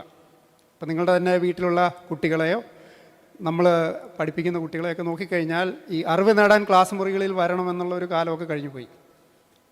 ഇപ്പം എൻ്റെ മക്കളെ പറ്റി ഞാൻ ആലോചിക്കുമ്പോൾ തന്നെ കാണുന്ന അവർ കൂടുതലും പഠിക്കുന്നത് വീട്ടിൽ വന്നിട്ട് ഇൻ്റർനെറ്റോ യൂട്യൂബോ TV-യോ റീൽസോ ഒക്കെ കണ്ടിട്ടാണ്. കാര്യങ്ങളൊക്കെ അറിയാം, നമ്മൾ പഠിക്കുന്നത് പോലെ പഠിക്കാൻ പറഞ്ഞാൽ അവർ പഠിക്കുകയില്ല. അപ്പോൾ വിദ്യാഭ്യാസം എന്ന് പറയുന്നത് വളരെ പേഴ്സണലായി മാറിക്കഴിഞ്ഞൊരു കാലമാണ്. അപ്പോൾ ആ ഒരു കോണ്ടെക്സ്റ്റിലാണ് അദ്ദേഹം അത് പറയുന്നത്. സ്കൂളിൽ ഇനി പോകുന്നത് നമ്മൾ സമപ്രായക്കാരായ ആൾക്കാരെ കാണാനും അവരോട് ഇടപഴകാനും ഒരു സാമൂഹിക പശ്ചാത്തലത്തിൽ ജീവിക്കുന്നത് എങ്ങനെയെന്ന് അറിയാനും ഒക്കെ ആയിട്ട് സ്കൂളിൽ പോകുന്നത് നല്ലതാണെന്ന് പറയുന്നു. രണ്ടാമത്തെ കാര്യം, കോളേജ് എന്ന് പറയുന്നത് ഒരു ആവശ്യമില്ല. കോളേജിൽ പോയി കഴിഞ്ഞാൽ നമ്മൾ സാധാരണ കോളേജിൽ പോകുന്നത് ഉന്നത വിദ്യാഭ്യാസം നേടി അല്ലെങ്കിൽ ഒരു സ്കില്ല് നേടി അതുവഴി ഒരു ജോലിയോ കരിയറൊക്കെ ഉണ്ടാക്കാനാണെന്നുണ്ടെങ്കിൽ ആ കാര്യങ്ങളൊന്നും ഇപ്പോൾ വലിയ റെലവൻ്റ് അല്ല. കാരണം ജോലി കിട്ടുന്നതും കോളേജിൽ പഠിക്കുന്നതുമായിട്ട് വലിയ ബന്ധമില്ല എന്ന് നിങ്ങൾക്കറിയാം, അല്ലെങ്കിൽ ചെയ്യുന്ന ജോലിയുമായിട്ട് പലപ്പോഴും ബന്ധം ഉണ്ടാവില്ല. ഈ അടുത്ത് അദ്ദേഹം പറഞ്ഞൊരു കാര്യം, ഇനി നിങ്ങൾക്ക് റിട്ടയർമെൻറ്റ് പ്ലാൻസ് ഒന്നും ആവശ്യമില്ല. അതായത് സേവിങ്സ് ഒന്നും, എന്തിനാണ് നമ്മൾ സേവ് ചെയ്യുന്നത്? നമ്മുടെ ഭാവിയിൽ പോസ്റ്റ് റിട്ടയർമെൻറ്റ്, ആരോഗ്യം, മറ്റു കാര്യങ്ങൾക്കൊക്കെ സാമ്പത്തിക സുരക്ഷ ഉറപ്പുവരുത്താനാണെങ്കിൽ അക്കാര്യത്തിലും ഇനിയുള്ള കാലത്ത് നിങ്ങൾക്ക് സൊസൈറ്റി നിങ്ങളെ സംരക്ഷിക്കും, അല്ലെങ്കിൽ യന്ത്രങ്ങൾ നിങ്ങൾക്ക് വേണ്ടി ഉണ്ടാവും. നിങ്ങളുടെ ആരോഗ്യം, നിങ്ങളുടെ യാത്ര, മറ്റെന്ത് കാര്യം ആവശ്യം വന്നാലും അതിനൊക്കെ നിങ്ങളെ നോക്കാനും പരിപാലിക്കാനും ഒക്കെ യന്ത്രങ്ങൾ ഉണ്ടാവും എന്നുള്ളതാണ്. അപ്പം അദ്ദേഹത്തിൻ്റെ മക്കളുടെയോ അദ്ദേഹം ജീവിക്കുന്ന സൊസൈറ്റിയുടെ കോണ്ടെക്സ്റ്റിലാണ് പറയുന്നതെങ്കിൽ പോലും ചില സത്യങ്ങൾ ഇല്ലാതില്ല. അപ്പം ഞാൻ ആദ്യത്തെ മൊബൈൽ ഫോണും ആദ്യത്തെ കമ്പ്യൂട്ടറൊക്കെ ഏതാണെന്ന് നിങ്ങൾ ഓർക്കുന്നുണ്ടോ എന്ന് ചോദിച്ചതിന് കാര്യം, ഇന്നത്തെ കാലത്ത് നമ്മൾ സ്വന്തം മൊബൈൽ ഫോണും നമ്മുടെ ലാപ്ടോപ്പ് കമ്പ്യൂട്ടർ അല്ലെങ്കിൽ അതുപോലെയുള്ള ഉപകരണങ്ങൾ ഉപയോഗിച്ചിട്ടാണ് നമ്മുടെ ജീവിതത്തിൻ്റെ പല കാര്യങ്ങളും ആസൂത്രണം ചെയ്യുന്നതും പ്ലാൻ ചെയ്യുന്നതും, യാത്രകൾ, ടിക്കറ്റ് ബുക്ക് ചെയ്യുന്നത് തുടങ്ങി ഫിനാൻഷ്യൽ പ്ലാനിങ്, എല്ലാ കാര്യങ്ങൾക്കും നമ്മുടെ മൊബൈൽ ഫോണോ അല്ലെങ്കിൽ അതുപോലത്തെ ഡിവൈസുകളാണ് ഉപയോഗിക്കുന്നത്. അപ്പം അതിൽ ധാരാളം സോഫ്റ്റ്വെയറുകൾ നമ്മൾ ഇൻസ്റ്റാൾ ചെയ്യും. ഓരോ സോഫ്റ്റ്വെയറും എങ്ങനെ ഉപയോഗിക്കണമെന്നും അതുകൊണ്ട് എന്താണ് ചെയ്യേണ്ടതെന്നൊക്കെ നമുക്കറിയാം. അപ്പോൾ ഇവിടെ സൂചിപ്പിച്ച പോലെ എന്താണ് കോൺഷ്യസ്നെസ്, എന്താണ് ഇൻ്റലിജൻസ് എന്ന് ചോദിച്ചു കഴിഞ്ഞാൽ അത് നമ്മുടെ തലയിലാണുള്ളത്. നമ്മളത് ഉപയോഗിച്ച് നമുക്ക് വേണ്ട കാര്യങ്ങൾ ഒരു യന്ത്രത്തിൻ്റെയോ അല്ലെ ഉപകരണത്തിൻ്റെ സഹായത്തോടെ ചെയ്യുന്നു എന്നായിരുന്നു ഈ അടുത്ത കാലം വരെ ഉണ്ടായിരുന്നത്. ഇപ്പോൾ കഴിഞ്ഞ ഒരാഴ്ചയായിട്ട് ഇൻ്റർനെറ്റിലൊക്കെ വലിയ ഒരു സെൻസേഷണലായിട്ടുള്ളൊരു സോഫ്റ്റ്വെയർ എന്ന് പറയുന്നത് ക്ലോഡ് ബോട്ട് എന്ന് പറയുന്ന ഒരു ബോട്ട് അല്ലെങ്കിൽ ഒരു ഏജൻ്റാണ്. അപ്പോൾ അതിൻ്റെ പേര് ക്ലോഡുമായിട്ട് ക്ലാഷ് ചെയ്യാതിരിക്കാനായിട്ട് അവരത് ഓപ്പൺ ക്ലോ എന്നാക്കി മാറ്റിയിട്ടുണ്ട്. ക്ലോ CLAW. ഇതെന്താണ് ചെയ്യുന്നതെന്ന് ചോദിച്ചു കഴിഞ്ഞാൽ, നിങ്ങൾ അത് ഇൻസ്റ്റാൾ ചെയ്ത് കഴിഞ്ഞാൽ, നിങ്ങളുടെ കമ്പ്യൂട്ടറിലോ മൊബൈൽ ഫോണിലോ ഇൻസ്റ്റാൾ ചെയ്ത് കഴിഞ്ഞാൽ ChatGPT ജെമിനിയെ പോലെ നിങ്ങളുമായിട്ട് സംവദിക്കുകയും കാര്യങ്ങൾ അല്ലെങ്കിൽ നിങ്ങൾക്ക് വേണ്ട കാര്യം പറഞ്ഞു തരുകയല്ല ചെയ്യുന്നത്. നിങ്ങളുടെ സോഷ്യൽ മീഡിയ വാട്സാപ്പോ ട്വിറ്ററോ അല്ലെങ്കിൽ ഫേസ്ബുക്കോ അതുപോലെ സിസ്റ്റത്തിലുള്ള എല്ലാത്തരം ആപ്ലിക്കേഷൻസും എന്ത് ചെയ്യണമെന്ന് അതുപയോഗിച്ചിട്ട് എന്താണ് ചെയ്യേണ്ടതെന്ന് നിങ്ങൾ വെറുതെ ചാറ്റ് ചെയ്താൽ മതി അതുമായിട്ട്. അത് പോയി ഓരോ ആപ്ലിക്കേഷനും തുറന്ന് വേണ്ട കാര്യങ്ങൾ ചെയ്തുകൊള്ളും. ഉദാഹരണം, നിങ്ങൾക്കൊരു വെബ്സൈറ്റ് ക്രിയേറ്റ് ചെയ്യണം എന്നാണെങ്കിൽ സിസ്റ്റത്തിൽ ഏത് സോഫ്റ്റ്വെയറുകൾ ഉപയോഗിച്ചിട്ടാണോ ആ വെബ്സൈറ്റ് ക്രിയേറ്റ് ചെയ്യേണ്ടത് അത് നേരെ പോയി ഈ സോഫ്റ്റ്വെയറുകളൊക്കെ പ്രവർത്തിപ്പിച്ച് വേണ്ട കാര്യം ചെയ്തോളൂ. ഒരു 2 മാസം മുന്നേ ആയിരുന്നെങ്കിൽ നിങ്ങൾക്ക് ക്ലോഡ് അല്ലെങ്കിൽ ജെമിനി പോലെയുള്ള സോഫ്റ്റ്വെയറുകളോട് അല്ലെങ്കിൽ ഏജൻറ്റുകളോട് നിങ്ങൾക്ക് ഒരു വെബ്സൈറ്റ് ഡിസൈൻ ചെയ്യണമെന്ന് പറഞ്ഞു കഴിഞ്ഞാൽ അതിന് വേണ്ട കോഡുകളൊക്കെ എഴുതി വെബ്സൈറ്റിൻ്റെ പ്രോട്ടോടൈപ്പൊക്കെ ചെയ്ത് തരുമായിരുന്നു. നിങ്ങൾക്കത് ടെസ്റ്റ് ചെയ്ത് നോക്കിയിട്ട് അത് ഡിപ്ലോയ് ചെയ്യാം എന്നുള്ളതായിരുന്നു അവസ്ഥ. കഴിഞ്ഞൊരു മാസത്തിനുള്ളിൽ ക്ലോഡ് വർക്ക് എന്ന് പറഞ്ഞൊരു പ്ലാറ്റ്ഫോം വന്നു. ക്ലോഡ് എന്ന് പറയുന്ന ആന്ത്രോപ്പിക്കിൻ്റെ ഒരു മോഡലാണ്. അവരുടെ ക്ലോഡ് വർക്ക് എന്ന് പറയുന്ന ഒരു ഇൻ്റർഫേസ് വന്നു. ഇതെന്താ ചെയ്യുന്നത് ചോദിച്ചു കഴിഞ്ഞാൽ, നിങ്ങളുടെ സിസ്റ്റത്തിലെ ഫോൾഡറുകളോ സിസ്റ്റം മൊത്തമായിട്ടോ അതിനെ ഏൽപ്പിച്ചു കൊടുത്തു കഴിഞ്ഞാൽ നിങ്ങളുടെ കൂടെ ഒരു വർക്കറായിട്ട് അത് നിന്ന് പ്രവർത്തിച്ചോളൂ, നിങ്ങളുടെ ഒരു സഹായിയായിട്ട്. ഇപ്പോൾ ഒരു ഫോൾഡർ ഞാൻ കൊടുത്തിട്ട് ഈ ഫോൾഡറിലുള്ള ഫയലുകൾ വെച്ചിട്ട് എന്തെങ്കിലും ഒരു ആപ്ലിക്കേഷനോ ഒരു പ്ലാറ്റ്ഫോമോ അല്ലെങ്കിൽ എനിക്ക് വേണ്ട ഒരു ജോലി ചെയ്യാൻ പറഞ്ഞു കഴിഞ്ഞാൽ, ഉദാഹരണത്തിന് നിങ്ങളുടെ വർക്ക് റിലേറ്റഡ് ആയിട്ടുള്ള ഫയലുകൾ സൂക്ഷിച്ചിട്ടുള്ള ഒരു ഫോൾഡറാണെന്ന് കരുതുക, അല്ലെങ്കിൽ നിങ്ങളുടെ സാമ്പത്തിക കാര്യങ്ങൾ കൈകാര്യം ചെയ്യുന്ന ഫയലുകൾ, കണക്കുകളും വരവ് ചെലവ് ഇൻവെസ്റ്റ്മെൻറ്റ് ഇങ്ങനെയെല്ലാം ഉള്ള ഒരു ഫോൾഡർ അങ്ങ് ഏൽപ്പിച്ചു കൊടുക്കുക. അതിലുള്ള ഫയൽ എന്താണെന്നോ അതിനുള്ളിൽ എന്താണെന്നോ ഒന്നും നിങ്ങൾ പറഞ്ഞു കൊടുക്കുന്നില്ല. ഇത് കോവർക്കിനെ ഏൽപ്പിച്ചു കൊടുത്തിട്ട് നിങ്ങൾ പറയുന്നു, എനിക്ക് അടുത്ത ഒരു 5 വർഷത്തേക്ക് ഒരു നല്ല ഫിനാൻഷ്യൽ പ്ലാനിങ് ഉണ്ടാക്കി തരണം, അതിന് ഏതൊക്കെ തരം ഇൻവെസ്റ്റ്മെൻറ്റ് വേണം, ഉള്ള ലോണുകളും മറ്റുമൊക്കെ മാനേജ് ചെയ്യാനായിട്ട് എന്ത് വേണം, അതങ്ങ് ചെയ്തോളാൻ ഇതിനോട് പറഞ്ഞു കഴിഞ്ഞാൽ വേറെ ഒന്നും വേണ്ട.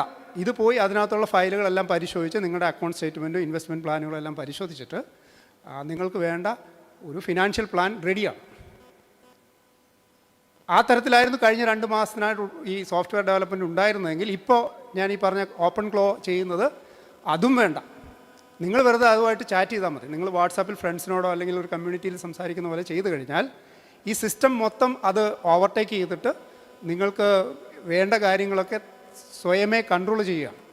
അപ്പോൾ അതിനകത്ത് എത്രമാത്രം ഇൻ്റലിജൻസ് ഉണ്ട് എന്നുള്ളൊരു ചോദ്യം ഇവിടെ എനിക്ക് മുന്നേ സംസാരിച്ച് എതിരനും ദീപക്കൊക്കെ പറഞ്ഞു വെച്ച് നോക്കുമ്പം അത് ഇൻ്റലിജൻസ് ആണോ, ഇനി അത് ചിലരൊക്കെ പറയുന്ന AGI അല്ലെങ്കിൽ സൂപ്പർ ഇൻ്റലിജൻസും ജനറൽ ഇൻ്റലിജൻസൊക്കെ വന്നു കഴിഞ്ഞു. കാരണം നമുക്ക് വേണ്ട കാര്യങ്ങളൊക്കെ അറിഞ്ഞു കേട്ട് ചെയ്യുന്ന ഒരു സോഫ്റ്റ്വെയർ നമുക്കുണ്ട്.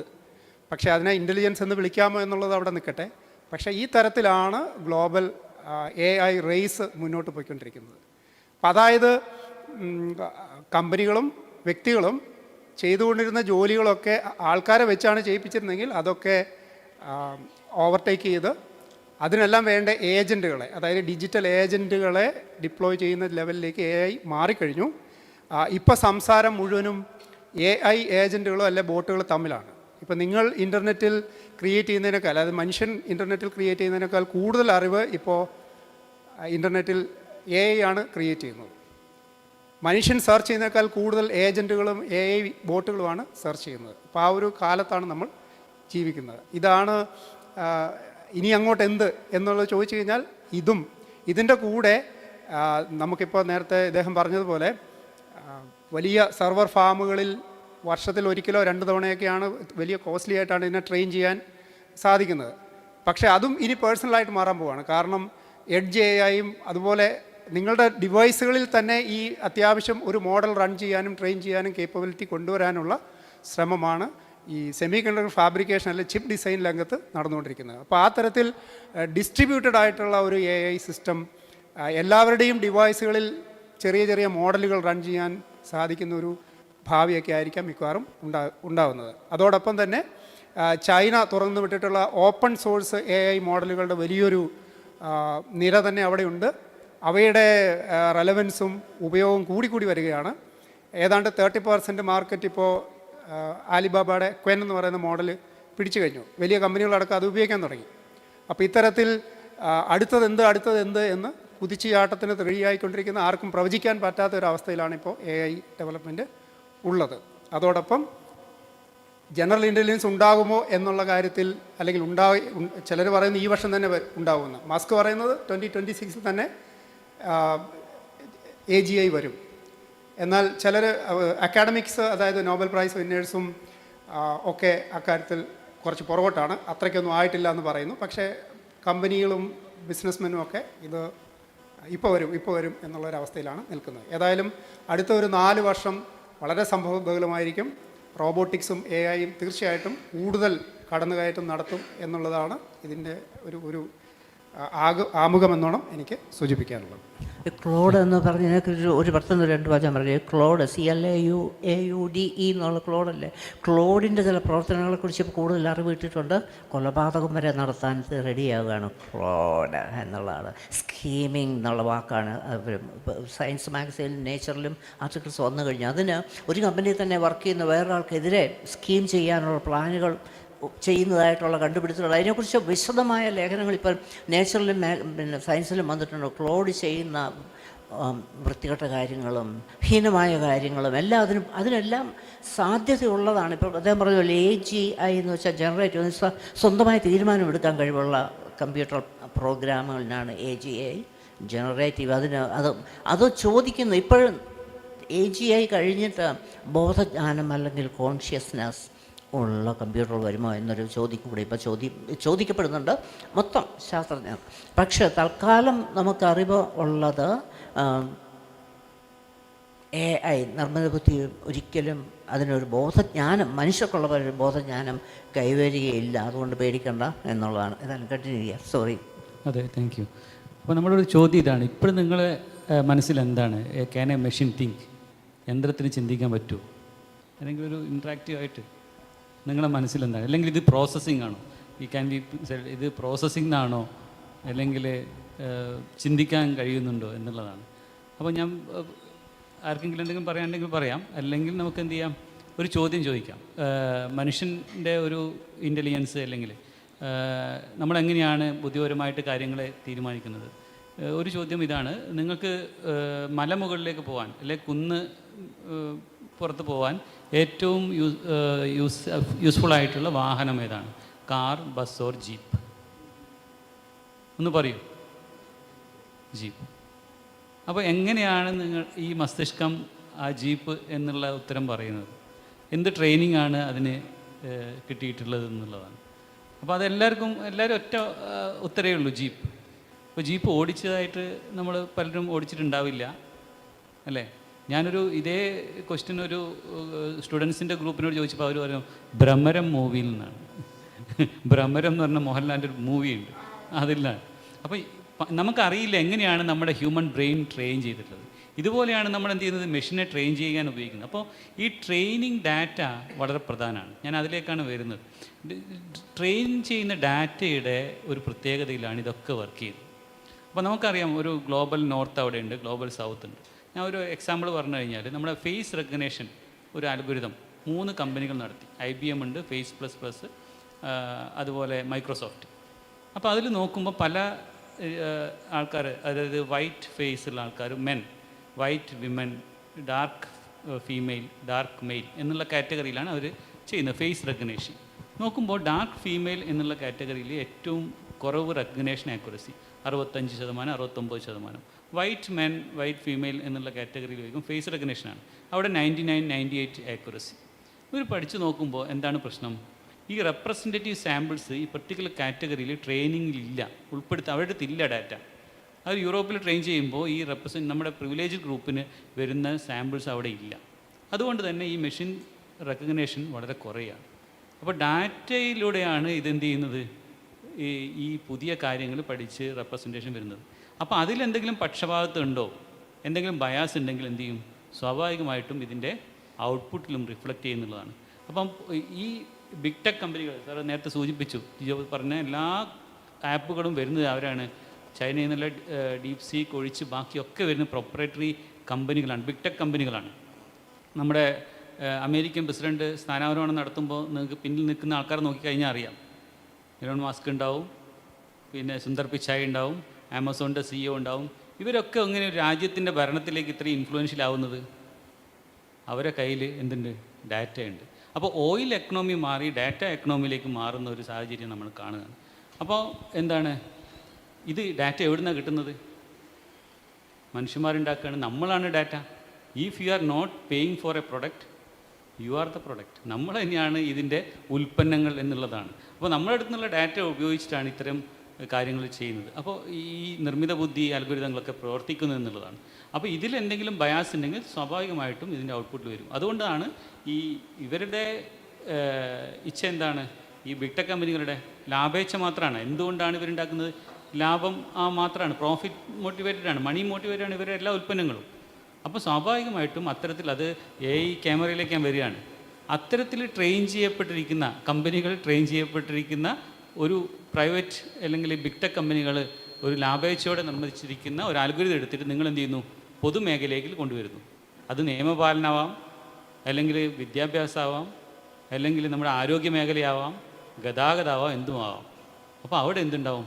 സ്വാഭാവികമായിട്ടും നേരത്തെ പറഞ്ഞ റെപ്രസെൻറ്റേറ്റീവ് സാമ്പിൾസ് ഇല്ലാത്ത സാമ്പിൾസ് കൊണ്ടാണ് ഇതിനെ ട്രെയിൻ ചെയ്തിരുന്നെങ്കിൽ അതിൻ്റെ പ്രശ്നം ഇവിടെയും ഉണ്ടാവും. നാളെ ഞാൻ പറയാൻ പോകുന്നത് ഇപ്പോൾ അധ്യാപകരും വിദ്യാർത്ഥികളും ഒക്കെ വിദ്യാഭ്യാസ മേഖലയിൽ ഒരുപാട് ആൾക്കാരുണ്ട്. നാളെ ഒരു കുട്ടിയുടെ ആൻസർ സ്ക്രിപ്റ്റ് നോക്കാൻ നിങ്ങളൊരു AI ഏജൻറ്റിനെയാണ് വെക്കുന്നതെങ്കിൽ വിദൂരമല്ല. അപ്പം ഈ സയൻസും മാത്തമാറ്റിക്സും ഫിസിക്സും പഠിക്കാൻ എന്താണ് ഫീമെയിൽ ജെൻഡറിന്, ഞാൻ കൂടുതൽ സംസാരിക്കുന്നില്ല, ഫീമെയിൽ ജെൻഡറിന് അത്ര പോരാ എന്നുള്ളൊരു സൊസൈറ്റിയിൽ സ്റ്റീരിയോടൈപ്പാണ്, ഞാൻ പറഞ്ഞതല്ല. എന്തുകൊണ്ടാണ് ഞാൻ പറയാം? നേഴ്സ് എന്ന് പറയുന്ന ഒരു പ്രൊഫഷൻ പറയുമ്പോൾ നിങ്ങൾ മനസ്സിലാരാണ്? ഏത് ജെൻഡറാണ്? ഫീമെയിൽ. ഇത് സൊസൈറ്റിയിലുള്ളതാണ്.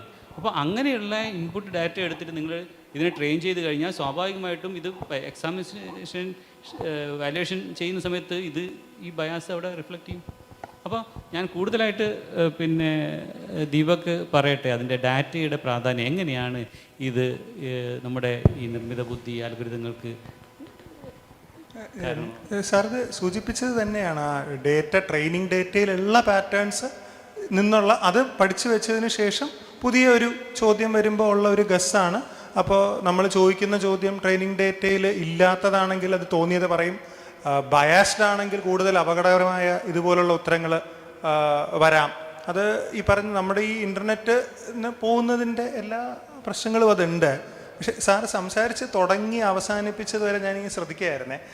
ലജീഷ് സംസാരിച്ചപ്പോഴേ അതിനകത്ത് ടച്ച് ചെയ്തിട്ടുള്ള പല മേഖലകളും കടന്നു പോയിരുന്നു. ഇപ്പോൾ ഉദാഹരണത്തിന് മലമുകളിലേക്ക് ഓടിച്ചു കയറാൻ ഏത് വാഹനമാണ് ഏറ്റവും നല്ലത് എന്ന് ചോദിച്ചു കഴിഞ്ഞാൽ ഇന്നത്തെ ഒരു ചാറ്റ് GPT അത് ഉത്തരം പറയും. കാരണം അത് ഇൻ്റർനെറ്റിൽ അത്രയും ടെക്സ്റ്റ് ഉണ്ട്, ഇൻ്റർനെറ്റിലെ ടെക്സ്റ്റ് മുഴുവൻ അത് പഠിച്ചിട്ടുണ്ട്. ഇത് അതിൻ്റെ ടെക്നോളജിയുടെ വശം. ഇനി ലജീഷ് അത് കഴിഞ്ഞിട്ട് അതിന് മുമ്പായിട്ട് ചോദിച്ചു, നിങ്ങൾക്ക് എന്താ തോന്നുന്നേ, ഇതിനകത്തൊരു മനസ്സുണ്ടോ?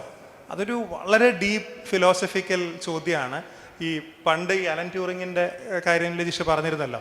അലൻ ട്യൂറിങ് ഒരു ട്യൂറിങ് ടെസ്റ്റ് എന്ന് പറഞ്ഞൊരു ഇത് നിശ്ചയിച്ചിരുന്നു. അതായത് ഒരു കമ്പ്യൂട്ടറിന് ഇൻ്റലിജൻസ് ആയോ ഇല്ലയോ എന്ന് തീരുമാനിക്കാൻ അവൻ ഒരു 2 മുറിയിൽ അടച്ചിട്ടിട്ട് ഒരു മുറിയിൽ ഒരു കമ്പ്യൂട്ടറിനെയും ഒരു മുറിയിൽ ഒരു മനുഷ്യനെ ഇരുത്തുക. പുറത്ത് നിൽക്കുന്ന മറ്റൊരാൾക്ക് ഇത് തമ്മിൽ തിരിച്ചറിയാൻ കഴിഞ്ഞില്ലെങ്കിൽ ഇൻ്റലിജൻ്റ് ആയി എന്നാണ് വിചാരിക്കുന്നത്. പക്ഷേ ഇന്നത്തെ ചാറ്റ് GPT അതൊക്കെ ഈസിലി ജയിക്കും. അതല്ല ഇൻ്റലിജൻസിൻ്റെ ടെസ്റ്റ് എന്നുള്ളത്. പിന്നെ ഇന്നത്തെ സമൂഹം ഈ ട്യൂറിങ് ടെസ്റ്റിനെ അല്ല ഒരു മാനദണ്ഡമായിട്ട് കണക്കാക്കുന്നത്. ഇതിനെ ഒരു കൗണ്ടർ ആർഗ്യുമെൻ്റ് ആയിട്ടാണ് ഈ ജോൺ സേൾ എന്ന് പറയുന്ന ഫിലോസഫർ ഒരു ചൈനീസ് റൂം എക്സ്പെരിമെൻ്റ്, അതായത് ഞാനൊരു മുറിക്കകത്ത് അടച്ചിരിക്കുകയാണ്, എൻ്റെ അടുത്ത് ചൈനീസിൽ എന്തും ചോദിക്കാം, പക്ഷേ എൻ്റെ കയ്യിൽ വ്യക്തമായ റൂൾസ് ഉണ്ട്. ചൈനീസിലുള്ളതിനെ എങ്ങനെ ഇൻസ്ട്രക്ഷൻസ് ആക്കാം, അതനുസരിച്ച് ഞാനിതിൻ്റെ ഉത്തരം കണ്ടുപിടിക്കും. തിരിച്ചും എൻ്റെ കയ്യിൽ വ്യക്തമായ ഇൻസ്ട്രക്ഷൻസ് ഉണ്ട് എങ്ങനെ ഈ ചൈനീസ് സിമ്പിൾസ് മാനിപ്പുലേറ്റ് ചെയ്ത് ഉത്തരം കൊടുക്കാം. ഇങ്ങനെ ഞാൻ ഒരാളുമായിട്ട് കോൺവേഴ്സ് ചെയ്ത് കഴിഞ്ഞാൽ എനിക്ക് ചൈനീസ് അറിയാവോ? അറിയില്ല എന്നുള്ളതാണ്. അതായത് ഒരു തിയറി ഓഫ് മൈൻഡ്, ഒരു മൈൻഡ് എന്നുള്ളൊരു ഐഡിയ ഇന്ന് വരെയും ഇല്ല. നമ്മളുടെ ഇന്ന് കാണുന്ന ഏറ്റവും ഞെട്ടിക്കുന്ന AI സിസ്റ്റംസിന് പോലും ഇന്ന് വരെ അങ്ങനെ ഒരു തിയറി ഓഫ് മൈൻഡ് ഇല്ല. ഇൻഫാക്ട് വളരെ ആദ്യത്തെ GPT വെർഷൻസിനോട് ചോദിക്കാമായിരുന്നു നീ ആരാ എന്നൊക്കെ ചാറ്റ് GPTയോട്. ഇന്ന് പക്ഷേ അത് ആളുകൾ ചോദിച്ച് അത് തോന്നിയതുപോലെയൊക്കെ പറഞ്ഞത് കാരണം ഇതിപ്പോൾ ഈ ലാസ്റ്റ് പറയുന്ന ഫൈൻ ട്യൂണിങ്ങിൽ അവർ ഈ ഒരു സെൽഫ് അവെയർനെസ്സിൻ്റെ ഒരു ട്രെയിനിങ് ഉണ്ട്. അതായത് ആ ഒരു നീ ആരാണെന്ന് ചോദിച്ചു കഴിഞ്ഞാൽ ഇന്ന ഉത്തരമാണ് പറയേണ്ടത് എന്നുള്ളത് കാരണം നമുക്കിപ്പോൾ ആ ഒരു കളിക്കാൻ പറ്റില്ല. പഴയ ഇതിൽ അത് കളിക്കാമായിരുന്നു. അത് കഴിഞ്ഞ് ലജീഷ് പോയത് ഇതിൻ്റെ പൊളിറ്റിക്സിലേക്കാണ്. സ്വാഭാവികമായിട്ടും ഇത് കൺട്രോൾ ചെയ്യുന്നത് ഒരു ലാഭേച്ഛയുള്ള കമ്പനികളാണ്. അവരുടെ കയ്യിലിരുന്നാൽ മതിയോ കൺട്രോള്? അപ്പോൾ അതിലെനിക്ക് കൂട്ടിച്ചേർക്കാൻ പ്രധാനമായിട്ടുള്ളത്, നമ്മളൊക്കെ എനിക്ക് തോന്നുന്നു ഇവിടെ ഇരിക്കുന്ന അധികം പേരും എന്തെങ്കിലും ഒരു ഓപ്പൺ സോഴ്സിൻ്റെ ഭാഗമായിട്ട് ഇല്ലേ വിൻഡോസൊക്കെ മാറ്റിവെച്ച് ലിനക്സിലേക്ക് വരികയും ഒക്കെ ചെയ്തവരാണ്. അതുപോലെ ഇന്ന് ഇൻട്രസ്റ്റിംഗ്ലി ഈ മെറ്റയാണ് ഏറ്റവും വലിയ ഓപ്പൺ സോഴ്സ് ആയിട്ടുള്ള മോഡൽസ് ഇറക്കുന്നത്. ലാമ എന്ന് പറഞ്ഞ് ഈ GPT-യോടൊപ്പം പവർഫുൾ ആയിട്ടുള്ള ഓപ്പൺ സോഴ്സ് മോഡൽസും ഉണ്ട്.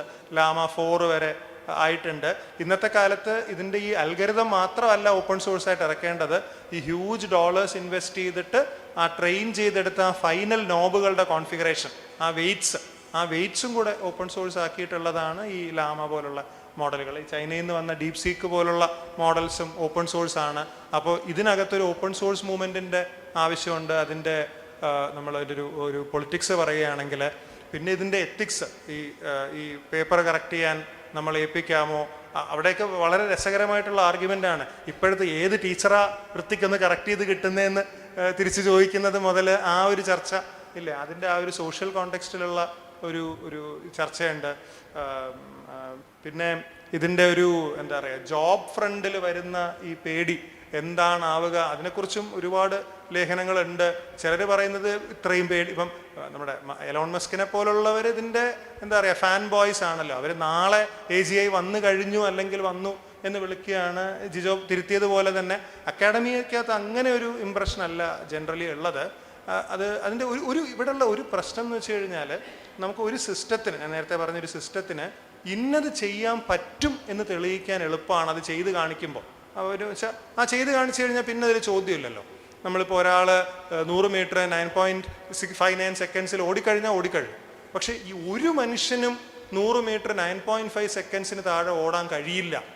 അല്ലെങ്കിൽ ഒരു സാധനത്തിനും വെളിച്ചത്തിൻ്റെ വേഗതയെക്കാളും അപ്പുറം വേഗതയിൽ സഞ്ചരിക്കാൻ പറ്റില്ല. കമ്പ്യൂട്ടറിന് ഇത് ചെയ്യാൻ പറ്റില്ല. ഒരു AI എഞ്ചിന് ഇത് ചെയ്യാൻ പറ്റില്ല എന്ന് പറയാൻ ഭയങ്കര പാടാണ്.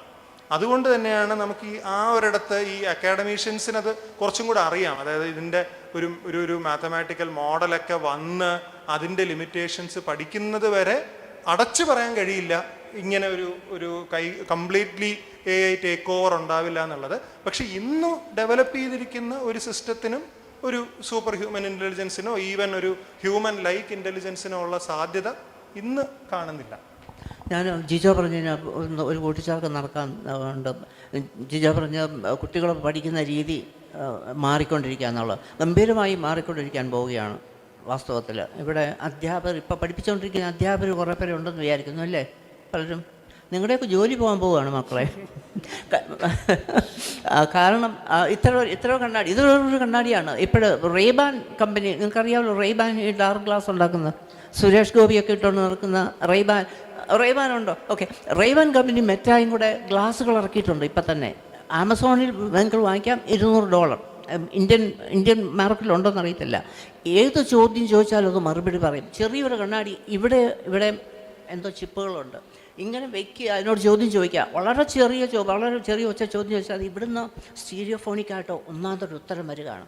ഏത് ചോദ്യം ചോദിച്ചാലും ഒരു ഗൂഗിൾ സെർച്ചിനും അപ്പുറത്തുള്ളതാണ് ഏത് ചോദ്യം ചോദിച്ചാലും. അപ്പോൾ ഇപ്പം വരാൻ സാധ്യതയുള്ളത്, എന്തിനാ കോളേജിൽ പോകുന്നത്? ബയോളജിക്ക് ഒരെണ്ണം, കെമിസ്ട്രിക്ക് ഒരെണ്ണം, ഫിസിക്സിന് ഒരെണ്ണം, ക്വാണ്ടം മെക്കാനിക്സിന് ഒരെണ്ണം കൊണ്ട് നടക്കുകയാണ്. എന്തിനു കോളേജിൽ പോകണം? ഒരു ടീച്ചർ പറയുന്നതിലും കൃത്യമായിട്ട് ഇത് പറയുകയാണ്. എല്ലാ അറിവുകളും ഇന്ന് ക്വാണ്ടം മെക്കാനിക്സിനെ കുറിച്ച് ഇവിടെ ചർച്ചകൾ കണ്ടു. ഇതൊക്കെ ഒരു കുട്ടിക്ക് ഈ ഗ്ലാസ്സുമായിട്ട് നടത്താം. $200 ഇപ്പോഴ് ഞാൻ കേട്ടത് കോമ്പറ്റീഷൻ വരികയാണ്. അത് വളരെ ചീപ്പായി പോകാൻ പോവുകയാണ്. എന്തിനു കോളേജിൽ പോയി ഒരു ടീച്ചറിന് മുമ്പിൽ, ടീച്ചർക്ക് അത്ര അറിവില്ല. നിങ്ങൾ വീട്ടിലിരുന്ന് നിങ്ങൾ വേണമെങ്കിൽ ഏത് സബ്ജക്റ്റും പഠിക്കുക എന്നുള്ളതാണ്. അപ്പോൾ കോളേജുകൾ ഇനി ഉണ്ടോ എന്ന് തന്നെ ചോദിക്കും. ഞാനിത് സന്തോഷം, എനിക്ക് പ്രശ്നമില്ല. കാരണം എൻ്റെ കാലം കഴിഞ്ഞ് ഞാനിങ്ങനെ I will gone up and there. ഇനി നിങ്ങളായി നിങ്ങളുടെ പാടായി. അതെ ഞാൻ യൂണിവേഴ്സിറ്റിക്കാരിൽ നിന്ന് റിട്ടയർ ചെയ്തതാണ്. എനിക്ക് എൻ്റെ ഇത് പ്രശ്നമില്ല. പക്ഷേ നിങ്ങളായി നിങ്ങളുടെ പാടായി. ഇത് നിങ്ങൾ ആലോചിക്കേണ്ടതാണ് എന്താണ് വരാൻ പോകുന്നത്. ഇതിപ്പോഴും തന്നെ ഉണ്ട്. 5 ഭാഷകൾ ഇത് പറയും. അധികം താമസിയാതെ മലയാള ചോദ്യങ്ങൾക്ക് ഉത്തരം പറയുന്നത് അത് വളരെ എളുപ്പമാണ്. മാത്രമല്ല ഇത് ഫോട്ടോ എടുക്കുകയും ചെയ്യും. നമ്മളുടെ വ്യൂ പോയിൻ്റ്, എത്ര വ്യൂ, ആ ഫ്രെയിം അത് ഫോട്ടോ എടുക്കും. അത് നമ്മുടെ സെൽഫോണിലുള്ള ആപ്പിലേക്ക് ഫോട്ടോ അയക്കുകയും ചെയ്യും. ഫോട്ടോ അയക്കാൻ ഇവിടെ ഒരു കുഞ്ഞു ബട്ടൺ ഒന്ന് പ്രസ് ചെയ്താൽ മതി, അല്ലാതെ സെൽഫോൺ എടുത്ത് ഇങ്ങനെ ചെയ്യുന്ന ഒന്നുമില്ല. അപ്പോൾ ഞാൻ പറഞ്ഞു വരുന്ന എഡ്യൂക്കേഷൻ സിസ്റ്റം തീർച്ചയായും മാറാൻ പോവുകയാണ് എന്നുള്ളത് സത്യമാണ്. അതിനുള്ള ഉപാധികൾ ഇറങ്ങിക്കഴിഞ്ഞു എന്നുള്ളത് ഞാൻ പറഞ്ഞു വരുന്നത്. നിർമ്മിത ബുദ്ധി എന്തിനു പേടിക്കണം എന്നുള്ളത്, ഇത് പേടിക്കേണ്ട കാര്യമല്ല, ഇത് സാധാരണയായി വരുന്ന മാറ്റങ്ങളാണെന്നുള്ളത് നമ്മൾ ഉൾക്കൊള്ളേണ്ടതാണ് ഇപ്പോഴെന്നുള്ളതാണ്. അപ്പോൾ ഇത്തരം കണ്ണാടികളുമായി വന്നാൽ ഞാൻ എൻ്റെ ക്ലാസ്സിൽ, ഞാനിപ്പോൾ പഠിപ്പിക്കുന്ന ക്ലാസ്സിൽ എനിക്കുള്ള പേടി, ഞാൻ എൻ്റെ കുട്ടികളോട് പറഞ്ഞു പരീക്ഷ എങ്ങനെ എഴുതും, എല്ലാവരും ഇത് വെച്ചുകൊണ്ട് വരികയാണ്. എന്നിട്ട് ചെറിയ ഒരു ശബ്ദത്തിൽ അതിനോട് ചോദ്യം ചോദിക്കുകയാണ് പരീക്ഷ എങ്ങനെ നടത്തും എന്നുള്ളതൊക്കെയാണ് നമ്മുടെ ഇപ്പോഴത്തെ പേടി. പരീക്ഷ നടത്തണം എന്നുള്ളത്. പിന്നെ അറിവ്, പ്രധാനമായിട്ടുള്ള കാര്യം അറിവ് നമ്മുടെ തലച്ചോറിൽ എത്രമാത്രം കൊണ്ടു നടക്കണം എന്നുള്ളതാണ്. അറിവ് നമ്മൾ കൊണ്ടു നടക്കേണ്ടതില്ല എന്നൊരവസ്ഥ വരാൻ പോവുകയാണെന്നുള്ളത്. അതിനെക്കുറിച്ച് നിങ്ങൾ ചിന്തിക്കുമ്പോൾ പേടി വേണോ വേണ്ടയോ അത് നിങ്ങളുടെ പ്രൈവറ്റ് കാര്യമാണ്. അല്ലാതെ ഇങ്ങനെയൊരു ഇതാണ് ഇനി ഭാവി എന്നുള്ളത് നമ്മൾ അതിപ്പോൾ തന്നെ അറിഞ്ഞിരിക്കേണ്ടതാണ്. ഞാനൊക്കെ ഒരു അധ്യാപനം എന്നുള്ള നിലയ്ക്കൊരു ഷോക്കോടെയാണ് അറിഞ്ഞത്. ഞാനെങ്ങനെ ഇവർക്ക് പരീക്ഷ കൊടുക്കുന്നു, ഇവരെത്ര പേരെ ഇത് വെച്ചുകൊണ്ട് വന്നിരിക്കുന്നത് എന്നുള്ളത്. മാത്രമല്ല വേറൊരു വേഷം അറിഞ്ഞിട്ടുണ്ട്, ഈ മുമ്പിൽ സ്ക്രീനിൽ എഴുതി വരും, നമുക്ക് മാത്രമേ കാണത്തുള്ളൂ. അതിനോട് ചോദ്യം ചോദിച്ചാൽ മുമ്പിൽ ഇങ്ങനെ അത് സ്ക്രീനിൽ എഴുതി വരുന്നു. ഇപ്പം തന്നെ ഉണ്ടത്, വേറെ ആരും കാണുന്നില്ല താനും. അപ്പോൾ ഇതാണ് വരാൻ പോകുന്ന കാലം എന്ന് പെട്ടെന്ന് പറഞ്ഞോളൂ. ജിജോ പറഞ്ഞതിന് എക്സ്റ്റൻഷൻ പറഞ്ഞതേ ഉള്ളൂ. അതിൻ്റെ കൂടെ നമ്മൾ ടാബുലേറ്റിംഗ് സിസ്റ്റം വരെ തുടങ്ങി, പ്രോഗ്രാമബിൾ സിസ്റ്റം വരെ ഉണ്ടായിരുന്നു. പ്രോഗ്രാമിംഗ് കഴിഞ്ഞു. ഇപ്പോൾ നമ്മൾ കോഗ്നിറ്റീവ് സിസ്റ്റം വരെയില്ല. അവിടെയാണ് നമ്മുടെ ബുദ്ധി, ഓർമ്മ, ഇത്തരത്തിലുള്ള റീസണിങ് ഒക്കെ നടക്കുന്നത്. അതിൽ സാറിനോട് അടുത്ത ചോദ്യം, നമ്മുടെ ക്രിയേറ്റീവ് സ്പേസ് എല്ലാവർക്കും ഉള്ള ചോദ്യമാണ്, അത് ഞാനിവിടെ ചോദിച്ചതേ ഉള്ളൂ. മനുഷ്യൻ്റെ ഒരു ക്രിയേറ്റീവായിട്ടുള്ള പിന്നെ കവിത, അതുപോലെ തന്നെ സാഹിത്യം, ഇതിനെയൊക്കെ ഇനി എങ്ങനെയാണ് എന്നുള്ളതാണ് സിനിമ. അതൊരു വലിയ ചോദ്യമാണ്. ക്രിയേറ്റിവിറ്റി, സർഗാത്മകത എങ്ങനെയായിരിക്കും ഇനി? കാരണം ChatGPT ഒന്നാന്തരമായിട്ടെല്ലാം ചെയ്യും. ChatGPT അല്ല, ഈ നിർമ്മിത ബുദ്ധിയുടെ എല്ലാ പ്രോഗ്രാമും നമ്മളെക്കാളും നന്നായിട്ട് ചെയ്യുന്നു എന്ന് നമുക്ക് തോന്നും. ഈ ഓണത്തിന് ഇറങ്ങിയ ഒരു വീഡിയോ നിങ്ങൾ വല്ലതും കണ്ടോന്ന് അറിയത്തില്ല. യേശു കേരളത്തിൽ വരുന്നു, യേശു ചായക്കടയിൽ പോകുന്നു, യേശു ഒരു കൈലിമുണ്ടാണ് എടുത്തിരിക്കുന്നത്, നാടൻ കൈലിമുണ്ട, വള്ളം തുഴയുന്നു, പൂവിടുന്നു, സദ്യ ഉണ്ണുന്നു എന്നൊക്കെയുള്ള ഒന്നാന്തരം പാട്ടുമായിട്ട് ഇറങ്ങിയിരിക്കുന്ന വീഡിയോ. അത് റിയൽ അല്ല എന്ന് നിങ്ങൾക്ക് തോന്നുന്ന തരത്തിൽ അത്രമാത്രം സുന്ദരമായിട്ട് ചെയ്തിരിക്കുന്നവരെണ്ണമാണ്. സർഗാത്മകത എവിടെയെന്ന് ചോദിച്ചാൽ സർഗാത്മകത എവിടെ ഉണ്ടെന്നത്. പക്ഷേ ഒരു വ്യത്യാസമുള്ളത്, അത് പിന്നെ ദീപക് പറഞ്ഞ പോലെ നേരത്തെ നമ്മൾ കൊടുത്തിരിക്കുന്ന പ്രോംപ്റ്റുകളിൽ നിന്ന് പെറുക്കിയെടുക്കുക. നേരത്തെ പറഞ്ഞ പോലെ അൽഗോരിതംസ് ചെറിയ കാര്യങ്ങൾ പിക്ക് ചെയ്ത് ഉണ്ടാക്കുന്നതാണ്. അത് നിലവിലുള്ളതിൽ നിന്നുണ്ടാക്കിയെടുക്കുന്നതാണ്. സർഗാത്മകത എന്നുള്ളത്, ശരിയായിട്ടുള്ളത് കമ്പ്യൂട്ടറിന് ഒരിക്കലും കൈവരാൻ സാധ്യതയില്ല എന്നുള്ളതാണ് സത്യം. കാരണം ഇന്നു വരെ വിശദീകരിച്ച് പറഞ്ഞു, ഇന്നു വരെ നിലവിൽ എന്തുണ്ടോ എന്നുള്ളത് എന്ന് വെച്ചാൽ ഇൻ്റർനെറ്റ് സെർച്ച് ചെയ്യുകയാണ്. ഒരു ഒന്നാന്തരം ഇൻ്റർനെറ്റ് സെർച്ച് മെഷീനാണ് ഈ നിർമ്മിത ബുദ്ധി. എന്നിട്ട് അത് നല്ല പാക്കേജ് ചെയ്ത് ഒന്നാന്തരമായിട്ട് നല്ല പാക്കേജിങ്ങാണ്, പാക്കേജ് ചെയ്ത് നിങ്ങളുടെ മുമ്പിൽ അവതരിപ്പിക്കുകയാണ്. നമ്മളതിൽ വീണു പോവുകയാണെന്നുള്ളതാണ്. പക്ഷേ ഒറിജിനൽ ക്രിയേറ്റിവിറ്റി അല്ലെങ്കിൽ സർഗാത്മകത മനുഷ്യൻ മാത്രമേ ഉള്ളൂ. അത് കാരണം എന്താണെന്ന് വെച്ചാൽ അത് വികാരപരമാണ്. മനുഷ്യൻ്റെ വികാരത്തിൽ നിന്നും, ഇമോഷനിൽ നിന്നും, സഹാനുഭൂതിയിൽ നിന്നും, സ്നേഹത്തിൽ നിന്നുമൊക്കെയാണ് സർഗാത്മകത ഉടലെടുക്കുന്നത് എന്നുള്ളതാണ്. അത് നമ്മളുണ്ടാക്കിയത്, ഓർമ്മിക്കുക, നമ്മളുണ്ടാക്കിയതാണ് സിസ്റ്റം. അത് ഇതുവരെ അതിനില്ല. ഉണ്ടെന്ന് വാദിക്കുന്ന ചിലരുണ്ട്. ചില കമ്പ്യൂട്ടറിന് അതിന് സാധ്യതയുണ്ട് എന്നും നമ്മളെ അതിന് സാന്ത്വനിപ്പിക്കാൻ ചിലപ്പോൾ പറ്റും. കമ്പ്യൂട്ടർ സൈക്യാട്രിസ്റ്റുകളുണ്ട്, കമ്പ്യൂട്ടർ നിർമ്മിത ബുദ്ധി സൈക്യാട്രിസ്റ്റുണ്ട്. പലപ്പോഴും ആൾക്കാരെ ആത്മഹത്യ ചെയ്യാൻ പ്രേരിപ്പിച്ചു എന്നുവരെ കേൾക്കുന്നുണ്ട് ഇതിനെക്കുറിച്ച്. അപ്പോൾ സർഗാത്മകത എന്നുള്ളത് അത് മനുഷ്യനുള്ളതാണ്, മനുഷ്യൻ്റെ വികാരത്തിൽ നിന്ന് രൂപം കൊള്ളുന്നതായതുകൊണ്ട് അതൊരിക്കലും കമ്പ്യൂട്ടറിന് സാധ്യമല്ലെന്നും. ഇപ്പോൾ ഹോളിവുഡ് മൂവികൾ ഉണ്ടാക്കുന്നുണ്ട് AI നിർമ്മിത ബുദ്ധി, ഒരിക്കലും ഒരു മനുഷ്യനുണ്ടാക്കുന്ന ഒരു മൂവിയോടൊപ്പം വരികയില്ല എന്നുള്ളതാണ് ഇപ്പോഴത്തെ അനുമാനം. അതുകൊണ്ട് സർഗാത്മകത നമ്മുടെ ഉള്ളിൽ നിന്നും വികാരത്തിൽ നിന്നും വരുന്നതായിരുന്നു. അതിനോട് മത്സരിക്കാൻ ഒരു യന്ത്രത്തിനും നമ്മളുണ്ടാക്കിയ യന്ത്രമാണത്. അതുകൊണ്ട് ഒരു യന്ത്രത്തിനും അത് സാധ്യമാകില്ലെന്നാണ് ഇപ്പോഴത്തെ അനുമാനം. അപ്പോൾ ജിജോ പറഞ്ഞ പോലെ AGI ഒക്കെ വരുന്നുണ്ട്. എന്തുമാത്രം അതിന് പറ്റും എന്നുള്ളത് നമുക്കറിയത്തില്ലെങ്കിലും അതിനെല്ലാം ഒരു ലിമിറ്റ് ഉണ്ടെന്നുള്ളതാണ് സത്യം. ഇതും കൂടി ചോദിച്ചിട്ട് നമുക്ക് ഓഡിയൻസിലേക്ക് കിടക്കാം. അതായത് ഇപ്പം പറഞ്ഞിരിക്കുന്ന നമ്മുടെ ഒരു സ്വാഭാവിക ലോകം നമുക്കുണ്ട്, ഇത് നമ്മുടെ ഒരു നിർമ്മിത ലോകം വേറെയുണ്ട്, ഒരു വെർച്വൽ വേൾഡ്. അപ്പോൾ ഇത് രണ്ടും കൂടി, അതായത് നിർമ്മിത ബുദ്ധിയാവാം എന്തോ, ഇതും കൂടിക്കലർന്നുകൊണ്ട് ഇടപഴകിക്കൊണ്ടുള്ള ഒരു ജീവിതമാണ് ഇനി സാധ്യമാകുക. അത് നേരത്തെ എതിരവൻ പറഞ്ഞതുപോലെ തന്നെ നമ്മുടെ ചിന്തകളും നമ്മുടെ മനസ്സും ഒക്കെയാണ് ക്രിയേറ്റിവിറ്റി, ഈ സർഗാത്മകത വരുന്നത്. അതിനെ നമുക്ക് എന്ത് ചെയ്യാം, എഞ്ചിന് കൊടുത്തിട്ട് തിരിച്ചെടുക്കാം, കുറച്ചുകൂടി പോളിഷ് ചെയ്ത് പോവാം. കാരണം അതിന് ഓഡിയൻസ് ഉണ്ട് എന്നുള്ളതാണ്. ഞാൻ ഒരു കാര്യം മാത്രം സൂചിപ്പിക്കും. കവിത പണ്ട് സംസ്കൃത ശ്ലോകങ്ങൾ മാത്രമേ കവിതകളായിട്ടുണ്ടായിരുന്നു. അതിനുശേഷം വൃത്തവും അലങ്കാരങ്ങളൊക്കെ നമ്മൾ 10th പഠിച്ചതാണ്. വൃത്തം, തിരിക്കണം, അതൊക്കെ കവിത. ഇപ്പോൾ ആധുനിക കവിതയിലൊന്നും ഇല്ലല്ലോ. അപ്പോൾ അതിന് ഓഡിയൻസ് ഉണ്ട്. ഇനി മെഷീനുമായിട്ട് ചേർന്നൊരു കവിത എഴുതി കഴിഞ്ഞാൽ അതിനും ആസ്വാദകരുണ്ടാവാം എന്നുള്ളൊരു ചിന്ത മാത്രം വെക്കുകയാണ്. ഇനി നമുക്ക് പോകേണ്ടത് ഇതിൻ്റെ ഇൻഫിനിറ്റ് മെമ്മറി, അതായത് അല്ല infinite processing power, clouds of memory, ഇതൊന്നും ഇപ്പം എന്താണ് നമുക്കിവിടെ നേരത്തെ ഒരു പ്രശ്നമായിരുന്നു. ഇത്രയും വലിയ ഡാറ്റ പ്രോസസ്സിങ്ങിന് ആവശ്യമായിട്ടുള്ള പ്രോസസ്സിങ് പവറോ മെമ്മറിയോ ചിപ്പുകളോ എന്തെങ്കിലും എൻ്റെ കുറവുണ്ടോ എന്നുള്ളതായിരുന്നു കമ്പ്യൂട്ടിംഗ് ഇൻഫ്രാസ്ട്രക്ചറിന്. അതിന്ന് ഇല്ലാതായി കഴിഞ്ഞു. എങ്ങനെയാണ് ലോകത്തിൽ ഇതിനു വേണ്ടിയിട്ടുള്ള, അതുപോലെ എനർജി ഒരുപാട് ആവശ്യമാണ് ഇത്തരം മെഷീനുകൾ ഉണ്ടാക്കാൻ വേണ്ടിയിട്ട്. അപ്പോൾ ഇതുമായി ബന്ധപ്പെട്ട് നമ്മുടെ ഇൻഫ്രാസ്ട്രക്ചർ, അതിൻ്റെ എനർജി കാര്യങ്ങളൊക്കെയാണ് ലോകത്തിൽ എങ്ങനെയാണ് ഈ വലിയ മെഷീനുകളെ കൈകാര്യം ചെയ്യുന്നത് എന്ന് കൂടി പറഞ്ഞു.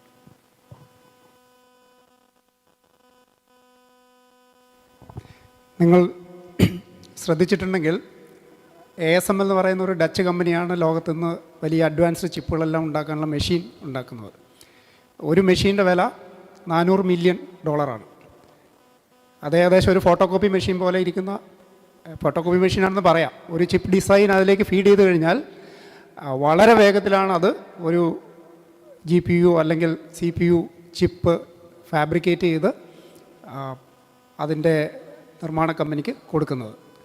അത്ര വളരെ പ്രിസൈസായിട്ട് ഉള്ള മെഷീന് ഇന്ന് നേരത്തെ സൂചിപ്പിച്ച പോലെ ഇതിനകത്തുള്ള ട്രാൻസിസ്റ്റർ അല്ലെ സ്വിച്ചുകൾക്ക് 2-3 നാനോമീറ്ററൊക്കെയാണ് വലിപ്പം. ഏതാണ്ട് 8-10 ആറ്റങ്ങളുടെ വലിപ്പമുള്ള ഒരു ട്രാൻസിസ്റ്റർ, അത്തരം ബില്യൺസ് ഓഫ് ട്രാൻസിസ്റ്റേഴ്സ് ബഹുനില കെട്ടിടങ്ങളെ പോലെ ഒരു ചിപ്പിൽ ഫാബ്രിക്കേറ്റ് ചെയ്തിട്ടാണ് ഇതിൻ്റെ മൈക്രോ മാനേജ്മെൻറ്റ് ചെയ്തുകൊണ്ടിരിക്കുന്നത്. അപ്പോൾ അതതിൻ്റെ ഏകദേശം പരിധിയിൽ എത്തിക്കഴിഞ്ഞു. അതായത് ഇനി അങ്ങോട്ട് ചെറുതാക്കാൻ പറ്റാത്ത തലത്തിൽ ചിപ്പ് ടെക്നോളജി ഭയങ്കരമായി പരിമിതി നേരിടുന്നുണ്ട്, വളരെ അഡ്വാൻസ്ഡ് ആണെങ്കിൽ പോലും. ഇപ്പം നമ്മൾ ഈ വർഷം ഇന്ത്യയിൽ ഉണ്ടാക്കുന്ന ചിപ്പ് 28 നാനോമീറ്ററാണ്. എന്ന് വെച്ച് കഴിഞ്ഞാൽ ഏതാണ്ട് ഒരു 10-30 വർഷം പുറകിലാണ് എന്ന് വേണേൽ പറയാം. നമ്മുടെ ശാസ്ത്ര സാങ്കേതിക മന്ത്രി പറഞ്ഞത് 2030-32 ആകുമ്പോഴത്തേക്കും നമ്മൾ 2-3 നാനോമീറ്റർ ചിപ്പ് ഉണ്ടാക്കുന്നതാണ്. അപ്പോൾ ഇന്ത്യ ലോകത്തെ സെമി കണ്ടക്ടർ മാനുഫാക്ചറിങ് തലത്തിൽ എത്രമാത്രം പുറകിലാണെന്നുള്ളത് കാണിക്കുന്നുണ്ട്. എങ്കിലും ഈ ഒരു കോമ്പറ്റീഷൻ വളരെയധികം GPU ചിപ്പുകൾക്കും അതുപോലെ മെമ്മറി, ഇപ്പോൾ GPU എന്ന് പറയുമ്പോഴത്തേക്കും നമുക്ക് പ്രോസസ്സിങ് ചിപ്പ് മാത്രമല്ല, അതിന് സപ്പോർട്ട് ചെയ്യേണ്ട മെമ്മറി ചിപ്പുകൾക്കും ഭയങ്കര ഡിമാൻഡാണ്. ഏറ്റവും അധികം പണം ആ മേഖലകളിലേക്ക് ഒഴുകുന്നുണ്ട്. അതായത് $500 ബില്യൺ തൊട്ട് $1 ട്രില്യൺ വരെയാണ് ഈ ചിപ്പ് ഫാബ്രിക്കേഷൻ അല്ലെങ്കിൽ സെർവർ റൂമുകൾക്ക് വേണ്ടിയിട്ട് പ്ലഡ്ജ് ചെയ്തിരിക്കുന്നത്, അല്ലെങ്കിൽ ഇൻവെസ്റ്റ് ചെയ്തുകൊണ്ടിരിക്കുന്നത്. ഓപ്പൺ എയുടെ മുതലാളി തന്നെ അടുത്ത ദിവസം പറഞ്ഞത് ഏതാണ്ട് $2-3 ട്രില്യൺ ഈ വരുന്ന 2-3 വർഷത്തിനുള്ളിൽ ഇതിലേക്ക് ഇൻവെസ്റ്റ്മെൻറ്റ് വരാൻ സാധ്യതയുണ്ട്. അപ്പോൾ അത്രയും റിസോഴ്സ് റിക്വയർമെൻറ്റ് ആ ഫീൽഡിൽ വന്നിരിക്കുന്നതുകൊണ്ട് 2-3 കാര്യങ്ങളാണ്. ഒന്ന്, ഇതിനു വേണ്ട റോ മെറ്റീരിയൽസിൻ്റെ ഡെഫിഷ്യൻസി ഉണ്ട്. ലോകത്തെ 90% ഇതിന് വേണ്ട റോ മെറ്റീരിയൽസ് കൈകാര്യം ചെയ്യുന്നത് ചൈനയാണ്. കാരണം കഴിഞ്ഞ 75 വർഷമായിട്ട് കെമിക്കൽ പ്രോസസ്സിംഗ് ടെക്നോളജിയിൽ ഏറ്റവും ഇന്നോവേഷൻസ് ഉണ്ടാക്കിയതും അത് കൈകാര്യം ചെയ്യുന്നതും ചൈനയാണ്. അപ്പോൾ ചൈന അത് ഇപ്പോൾ റേഷൻ പോലെയാണ് കൊടുക്കുന്നത്. അപ്പോൾ ആ തരത്തിൽ ചിപ്പിന് വില ഭയങ്കരമായിട്ട് കയറിയിട്ടുണ്ട്. ഇപ്പം നിങ്ങൾ കമ്പ്യൂട്ടറിലോ ഫോണിലോ ഒക്കെ മെമ്മറി വാങ്ങാൻ ശ്രമിച്ചു കഴിഞ്ഞ് കഴിഞ്ഞാൽ അത് വളരെ കോസ്റ്റ്ലിയാണ്. അപ്പോൾ അത് ലോകം മൊത്തം ഭയങ്കരമായിട്ടുള്ള ഒരു വിലക്കയറ്റത്തിന് ഈ സെമി കണ്ടക്ടർ മേഖലയിൽ വഴിതിരിച്ചിട്ടുണ്ട്. അപ്പോൾ അതുകൊണ്ട് AI ഇനി എന്തെങ്കിലും മുന്നേറ്റം ഉണ്ടാവണമെന്നുണ്ടെങ്കിൽ ഈ തരത്തിൽ ഉള്ള ബ്രേക്ക് ത്രൂസ് വരേണ്ടതുണ്ട്. അതായത് എന്തെങ്കിലും തരത്തിലുള്ള പുതിയ റോ മെറ്റീരിയൽസ്, പുതിയ തരത്തിലുള്ള ടെക്നോളജികൾ ഇവോൾവ് ചെയ്യേണ്ടതുണ്ട്. അതിനേക്കാളും വലിയൊരു ക്രൈസിസ് ഉള്ളത് എനർജി സെക്ടറിലാണ്. കാരണം ഇത്രയധികം ഡാറ്റാ സെൻറ്ററുകൾ ചൈനയിൽ തന്നെ പ്രൊവിൻഷ്യൽ ഗവൺമെൻറ്റുകളെല്ലാം ചേർന്ന് 250 ഡാറ്റാ സെൻറ്ററുകളാണ് നിർമ്മിച്ചുകൊണ്ടിരിക്കുന്നത്. അമേരിക്കയിൽ വലിയ ഡാറ്റാ സെൻറ്ററുകളാണ്. ഇന്ത്യയിൽ പല സ്ഥലങ്ങളിലും ഡാറ്റാ സെൻറ്ററുകൾ നിർമ്മിക്കണം എന്ന് പദ്ധതി ഇട്ടിട്ടുണ്ട്. ചിലതൊക്കെ പണി തുടങ്ങിക്കഴിഞ്ഞു. അപ്പോൾ ഇവിടെയെല്ലാം എനർജി വേണം. എനർജി തീർച്ചയായിട്ടും തെർമൽ, ഹൈഡ്രോ, ന്യൂക്ലിയർ പവർ പ്ലാന്റുകളിൽ നിന്നും സോളാർ പോലെയുള്ള നോൺ കൺവെൻഷണൽ എനർജി സോഴ്സുകളിൽ നിന്നും ഈ സെൻറ്ററുകളിലേക്ക് എത്തിക്കണമെങ്കിൽ ഗ്രിഡ് മാനേജ്മെൻറ്റ് വലിയ പ്രശ്നമാണ്. ഇലോൺ മസ്ക് തന്നെ കഴിഞ്ഞ ദിവസം പറഞ്ഞത് ഇപ്പോൾ അമേരിക്ക നേരിടുന്ന ഏറ്റവും വലിയ പ്രശ്നം ട്രാൻസ്ഫോമറുകളാണ്. കാരണം കപ്പാസിറ്റി പരമാവധി എത്തി നിൽക്കുകയാണ്. നിങ്ങൾക്ക് എനർജി പ്രൊഡ്യൂസ് ചെയ്താൽ മാത്രം പോരാ, ഇത് വേണ്ട സ്ഥലത്തിൽ എത്തിക്കണം. അപ്പോൾ ഗ്രിഡ് വഴി പോകാൻ പറ്റാത്തതുകൊണ്ട് ലോക്കലി എങ്ങനെ പവർ ഉണ്ടാക്കാം എന്നുള്ളതാണ് ഇപ്പോഴത്തെ അന്വേഷണം. അപ്പോൾ അതിന് വേണ്ട അന്വേഷണം എത്തി നിൽക്കുന്നത് ന്യൂക്ലിയർ പവറിലേക്കുള്ള തിരിച്ചുപോക്കാണ്. കാരണം ഏതാണ്ട് 8-10 അഡ്വാൻറ്റേജസ് ആണ് ന്യൂക്ലിയർ പവറിനുള്ളത്. കാർബൺ എമിഷൻ പ്രശ്നങ്ങളില്ല, എല്ലാ സമയത്തും 24 മണിക്കൂറും പ്രവർത്തിപ്പിക്കാം. അതുപോലെ ചെറിയ റിയാക്ടറുകൾ ഇപ്പോൾ അവൈലബിൾ ആണ്. അപ്പോൾ അത് നിങ്ങൾക്ക് സൗകര്യം പോലെ മോഡുലാർ റിയാക്ടറുകൾ 300 മെഗാവാട്ടിൻ്റെയൊക്കെ റിയാക്ടറുകൾ ലോക്കൽ ഗ്രിഡിൽ തന്നെ വെക്കാം. ഇപ്പം നിങ്ങൾ സോളാർ പ്ലാന്റ് വീട്ടിൽ ഇൻസ്റ്റാൾ ചെയ്ത് കഴിഞ്ഞാൽ KSEB അത് ഗ്രിഡിലേക്ക് കയറ്റണമെന്നുണ്ടെങ്കിൽ ലോക്കൽ ട്രാൻസ്ഫോമറിൻ്റെ ഏതാണ്ട് 90% താഴെ കപ്പാസിറ്റി ഉണ്ടെങ്കിൽ മാത്രമേ അവരത് സമ്മതിക്കുകയുള്ളൂ. അപ്പോൾ ആ പ്രദേശത്തൊരു സെർവർ അല്ലെങ്കിൽ ഡാറ്റാ സെൻറ്റർ ഉണ്ടെങ്കിൽ അതിന് വേണ്ട പവർ ആര് പ്രൊഡ്യൂസ് ചെയ്യും, എങ്ങനെ ഡിസ്ട്രിബ്യൂട്ട് ചെയ്യും തുടങ്ങിയ പ്രശ്നങ്ങളൊക്കെ ഉണ്ട്. അപ്പോൾ അതുകൊണ്ട് കേരളം പോലെയുള്ള സംസ്ഥാനങ്ങൾക്ക് വലിയൊരു നേട്ടം അല്ലെങ്കിൽ ഒരു അവസരം കൂടിയാണ്. കാരണം ലോകമെമ്പാടും ട്രാൻസ്ഫോമറുകൾ നിർമ്മിക്കുന്നതിനൊരു ക്രൈസിസ് ഇപ്പോൾ ഉണ്ട്, അവൈലബിലിറ്റിയുടെ പ്രശ്നമുണ്ട്. അപ്പോൾ നമുക്ക് ഇതിന് വേണ്ട കമ്പോണൻസ്, ട്രാൻസ്ഫോമറുകൾ, അതുപോലെയുള്ള അസിസ്റ്റീവ് ടെക്നോളജികളൊക്കെ പ്രൊവൈഡ് ചെയ്യാനുള്ള വലിയൊരു റിസോഴ്സ് റിക്വയർമെൻറ്റ് ലോകമെമ്പാടുമുണ്ട്. അപ്പോൾ ഇത്തരം അവസരങ്ങൾ മുതലെടുക്കാൻ നമുക്ക് പറ്റിയ ഒരു സമയം കൂടിയാണ്. ഇപ്പോൾ ഏതായാലും AI-യിലെ പരിധി എന്ന് പറയുന്നത് ഇപ്പോൾ സോഫ്റ്റ്വെയർ രംഗത്തല്ല, പകരം ഹാർഡ്വെയറും എനർജിയിലുമാണ്. അപ്പോൾ അത്തരത്തിൽ നോക്കുമ്പോൾ എനിക്ക് തോന്നുന്നത് പരിഷത്തൊക്കെ ആണവ ഊർജ്ജത്തിന് അല്ലെങ്കിൽ നോൺ കൺവെൻഷണൽ എനർജി കൂടുതൽ പ്രൊമോട്ട് ചെയ്യുകയും ആണവ ഊർജ്ജത്തിൻ്റെ ആപത്തുകളെ പറ്റിയൊക്കെ ഒത്തിരി പ്രചാരണങ്ങളൊക്കെ നടത്തിയിരുന്ന ഒരു കാലഘട്ടം ഉണ്ടായിരുന്നു. ഇപ്പോൾ പക്ഷേ ഇത്രയധികം എനർജി ഡിമാൻഡ് വരുമ്പോഴത്തേക്കും എവിടെ നിന്ന് നമ്മളത് ഉണ്ടാക്കുമെന്നുള്ളതാണ്. സോളാറിൻ്റെ പ്രശ്നം, അത് ലോക്കലി നിങ്ങൾക്ക് ഉണ്ടാക്കാമെങ്കിലും അത് ആവശ്യമുള്ള സമയത്തല്ല പ്രൊഡക്ഷൻ വരുന്നത്. അപ്പോൾ അത് ലോക്കൽ ഗ്രിഡിലേക്ക് കയറ്റാനും സ്റ്റോർ ചെയ്യാനും ഒക്കെ വലിയ പ്രശ്നങ്ങളുണ്ട്. അപ്പോൾ അതിനൊക്കെയുള്ളൊരു പരിഹാരം എങ്ങനെ എന്നുള്ളത് തീർച്ചയായിട്ടും ലോകമെമ്പാടും ആണവോർജ്ജത്തിലേക്ക് തിരിച്ചു പോകാനുള്ള ഒരു വെമ്പൽ ഇപ്പോൾ അവിടെ ഉണ്ട്. അതിനോടൊപ്പം തന്നെ ലോകമെമ്പാടും റോ മെറ്റീരിയൽസ്, പ്രത്യേകിച്ചും റെയർ എർത്ത് എലമെൻറ്റ്സ് മൈൻ ചെയ്യുന്നതിനും ഡിസ്ട്രിബ്യൂട്ട് ചെയ്യുന്നതിനും പ്രോസസ്സ് ചെയ്യുന്നതിനും ഒക്കെയുള്ള ഒരു വലിയൊരു കോൾഡ് വാർ അവിടെ നടക്കുന്നുണ്ട്. ഇന്നത്തെ ബജറ്റിൽ തന്നെ റെയർ എർത്ത് കൂടുതലായിട്ട് ഇന്ത്യ മൈൻ ചെയ്യണം എന്നുള്ളതിൻ്റെ ഒരു മുന്നോക്കം ഉണ്ട്. കേരള ബജറ്റിലും അതുണ്ട്. റെയർ എർത്ത് കോറിഡോർ ഉണ്ടാക്കും, മൈനിങ്ങിന് കൂടുതൽ ഇതുണ്ടാക്കുന്നത് കേരളത്തിൻ്റെ കോഴ്സിൽ ധാരാളമുണ്ട്. അതോടൊപ്പം തന്നെ മോട്ടറുകൾ ഉണ്ടാക്കാനുള്ള കോബാൾട്ട്, നിക്കൽ, നിയോബീമിയം പോലെയുള്ള മെറ്റീരിയൽസിൻ്റെയൊക്കെ ക്രഞ്ചുണ്ട്. EV ടെക്നോളജി ധാരാളമായിട്ട് വരുന്നുണ്ട്. അപ്പോൾ അതിനൊക്കെ വേണ്ട റോ മെറ്റീരിയൽസ് നമുക്ക് ഇല്ല എന്നുള്ളതും, അത് മൈൻ ചെയ്യാനുള്ള സാങ്കേതികവിദ്യ ഇല്ല എന്നുള്ളതും, പ്രോസസ്സ് ചെയ്യാനുള്ള സാങ്കേതികവിദ്യ ഇല്ല എന്നുള്ളതൊക്കെ ഇന്ത്യക്ക് മാത്രമല്ല അമേരിക്കയ്ക്കും യൂറോപ്പിനും ഒക്കെ ആ പ്രശ്നമുണ്ട്. അപ്പോൾ ഇത് ദീർഘനാളത്തെ പ്ലാനിങ് കൊണ്ട് മാത്രമേ നടക്കുകയുള്ളൂ. 10-15 വർഷമൊക്കെ പ്ലാൻ ചെയ്താലേ ഇതിലേക്കൊരു മുന്നേറ്റം വരുത്താനും സാധിക്കുകയുള്ളൂ. അപ്പോൾ അത് മൊത്തത്തിൽ പറഞ്ഞു കഴിഞ്ഞാൽ ഇതെല്ലാം കൂടി മിക്സ് ചെയ്തിരിക്കുന്ന ഒരു അവസ്ഥയാണ്. ലോകമെമ്പാടുമുള്ള ഇൻവെസ്റ്റ്മെൻറ്റ് മുഴുവൻ ഈ മേഖലയിലേക്കാണ് ഇപ്പോൾ പോകുന്നത്. മറ്റൊരു വ്യവസായത്തിനും ഫണ്ട് കിട്ടാനില്ല, AI-ക്ക് മാത്രമാണ് ഫണ്ട് എന്നുള്ളൊരവസ്ഥയും ഇപ്പോൾ ഉണ്ട്. Thank you. അപ്പോൾ നമ്മൾ ഒരു ശാസ്ത്രീയ കണ്ടുപിടുത്തങ്ങളുടെ ഒരു മൗലികതയുമായി ബന്ധപ്പെട്ട ഒരു ഡിസ്കഷനോട് കൂടി ഓപ്പൺ ചെയ്യാനാണ് ഉദ്ദേശിക്കുന്നത്. അതായത് പഴയ കാലത്ത് ശാസ്ത്രീയ കണ്ടുപിടുത്തങ്ങൾ നടത്തിക്കൊണ്ടിരിക്കുന്നത് എംപെരിക്കലാണ്.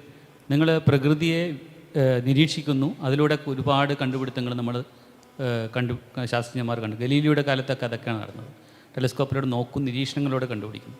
അതിനുശേഷമാണ് ഒരുപാട് തിയററ്റിക്കൽ ഡെവലപ്മെൻറ്റ്സ് വന്നത്. സൈദ്ധാന്തികമായിട്ടുള്ള ഒരുപാട് ന്യൂട്ടൻ്റെയും ഐൻസ്റ്റീൻ്റെയും തിയറികളൊക്കെ നമുക്ക് ഒരുപാട് കേട്ട് അങ്ങനെ കണ്ടുപിടുത്തങ്ങൾ വരുന്നു. അതിനുശേഷം കമ്പ്യൂട്ടർ സിമുലേഷനുകൾ, കമ്പ്യൂട്ടേഷണൽ ആയിട്ടുള്ള സയൻറ്റിഫിക് ഡിസ്കവറീസ് വരുന്നു.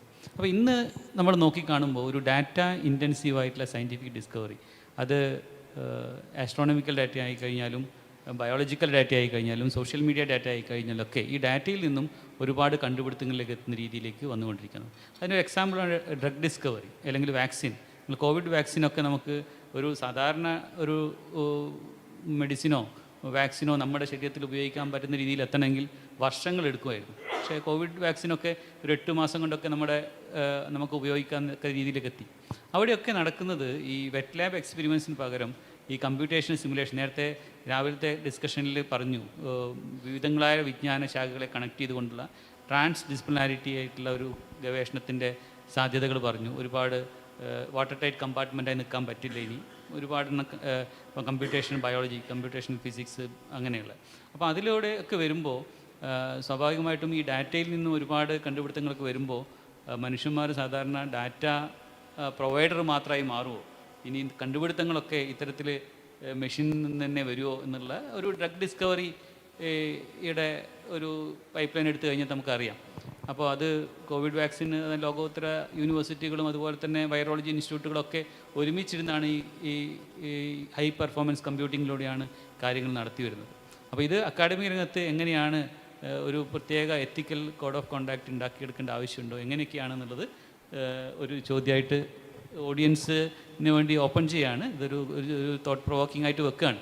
നാളത്തെ ഗവേഷണത്തിൻ്റെ മൗലികത എങ്ങനെയായിരിക്കും? നമ്മൾ ഡാറ്റ മാത്രം കൊടുത്താൽ മതിയോ? കണ്ടുപിടുത്തങ്ങളൊക്കെ മെഷീൻ ചെയ്യുമോ എന്നൊക്കെയാണ് ഉള്ള ചിന്ത. ഇനി പിന്നെ ഏതായാലും ഒരുപാട് ചോദ്യങ്ങൾ ഉണ്ടാവുമെന്നാണ് പ്രതീക്ഷിക്കുന്നത്. അതിനനുസരിച്ച് പാനലിസ്റ്റുകൾക്ക് അതിനുള്ള റെസ്പോൺസ് നൽകാം. പക്ഷേ ലിജേഷ്, എനിക്ക് തോന്നുന്നില്ല അങ്ങനെ ലിമിറ്റ് ചെയ്യണമെന്ന്. എന്ത് ചോദ്യം വേണമെങ്കിലും ചോദിക്കട്ടെ അവർ. അതെ, അങ്ങനെ ഒരു അതിൽ മാത്രം ഒതുക്കണ്ടെന്ന് ഞാൻ പറയുന്നത്. എന്ത് ചോദ്യങ്ങളും അവർ ചോദിച്ചോട്ടെ എന്നുള്ളതാണ്. ചോദ്യങ്ങളുടെ എന്ത് ചോദ്യം വേണമെങ്കിലും ചോദിക്കാം. അതെ, എന്ത് വേണമെങ്കിലും ചോദിക്കട്ടെ. ഇത് അത് മാത്രം. തീർച്ചയായും ഓപ്പൺ ഡിസ്കഷന് വേണ്ടി കൊടുക്കാം.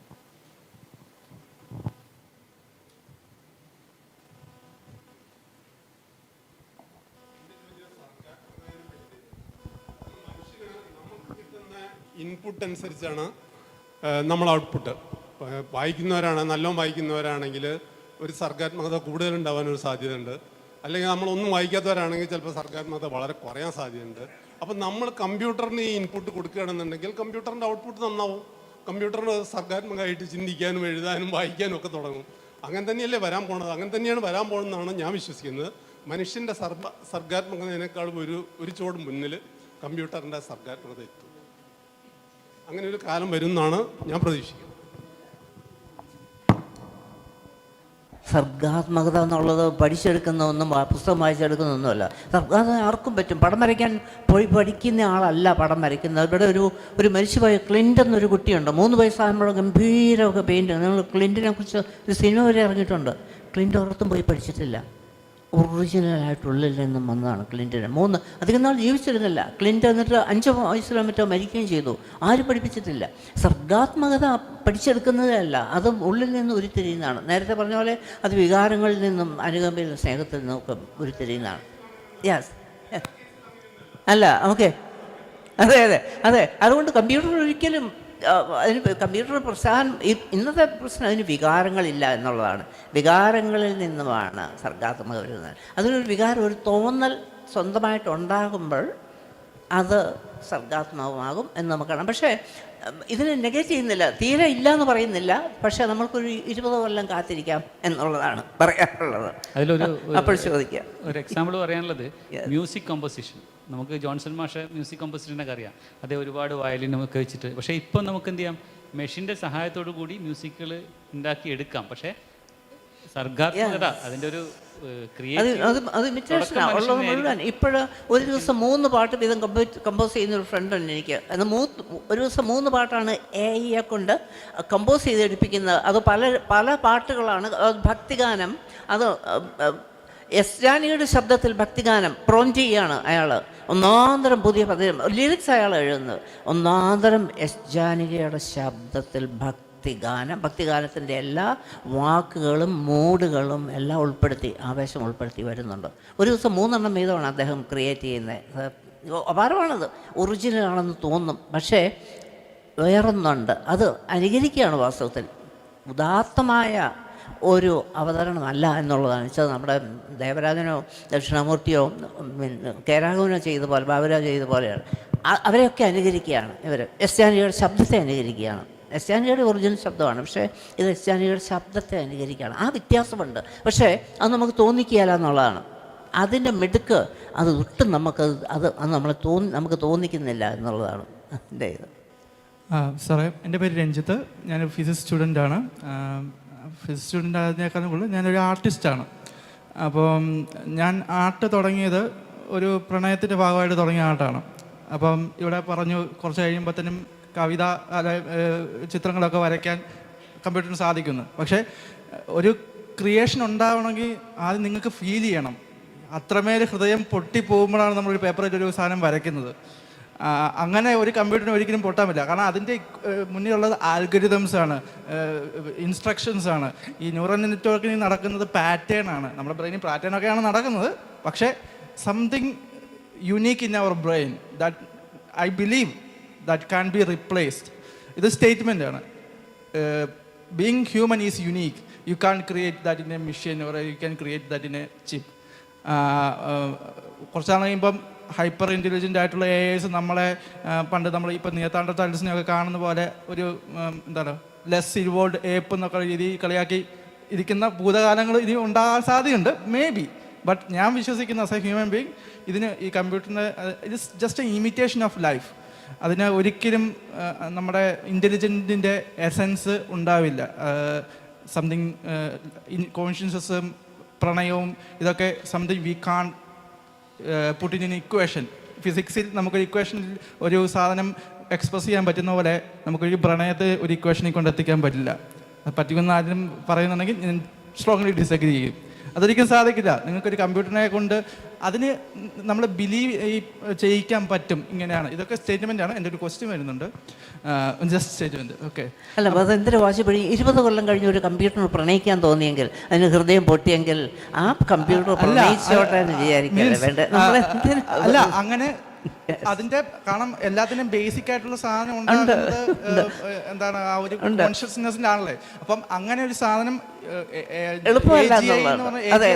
AGI ചിന്തിക്കുന്നുണ്ട്. പക്ഷെ ഇതിന്റെയൊക്കെ ബേസിക് ആയിട്ട് അണ്ടർസ്റ്റാൻഡിങ് പാറ്റേൺ സീക്കിങ്ങും പ്രോഗ്രാമിങ്ങും ഇൻസ്ട്രക്ഷൻസും മാത്രമാണ്. നമ്മളിൽ ഉണ്ടാകുന്നത് ലക്ഷക്കണക്കിന് ഇവോൾവ് ചെയ്ത് വന്നിട്ടുള്ള ഒരു ബ്രെയിനാണ്. അതിനകത്തുണ്ടാകുന്ന സ്പീഡിൽ പറയാനാണോ? ചോദ്യം പറയാം. അപ്പം എൻ്റെ ചോദ്യം എന്ന് വെച്ചപ്പം എല്ലാവർക്കും അയാൾക്കും മിയസാക്കി എന്ന് പറയുന്ന ഒരു ആർട്ടിസ്റ്റ് ഉണ്ട്, ഒരു ജാപ്പനീസ് ആനിമയാണ്. അപ്പം ChatGPT ഒരു ഇടയ്ക്ക് ഏറ്റവും കൂടുതൽ ആൾക്കാർ കാണിച്ചുകൊണ്ടിരുന്നത് ഇതിൻ്റെ റീക്രിയേഷൻ AI സ്ലോപ്പ് ഉണ്ടാക്കിക്കൊണ്ടിരിക്കുകയാണ്. അത് അതുപോലെ ഇരിക്കുന്ന ഒരു സംഭവമാണ്. അപ്പം ഞാൻ പണ്ട് ഡിജിറ്റലി വെച്ചുകൊണ്ടിരുന്നപ്പോൾ ഞാൻ എഡിറ്റ് ചെയ്തതാണോ. ഇപ്പം ഞാൻ നേരിടുന്ന ഏറ്റവും വലിയ ക്വസ്റ്റ്യൻ ഇതിൻ്റെ പ്രോംപ്റ്റ് ഒന്ന് എനിക്ക് തരാമോ എന്നുള്ളത്.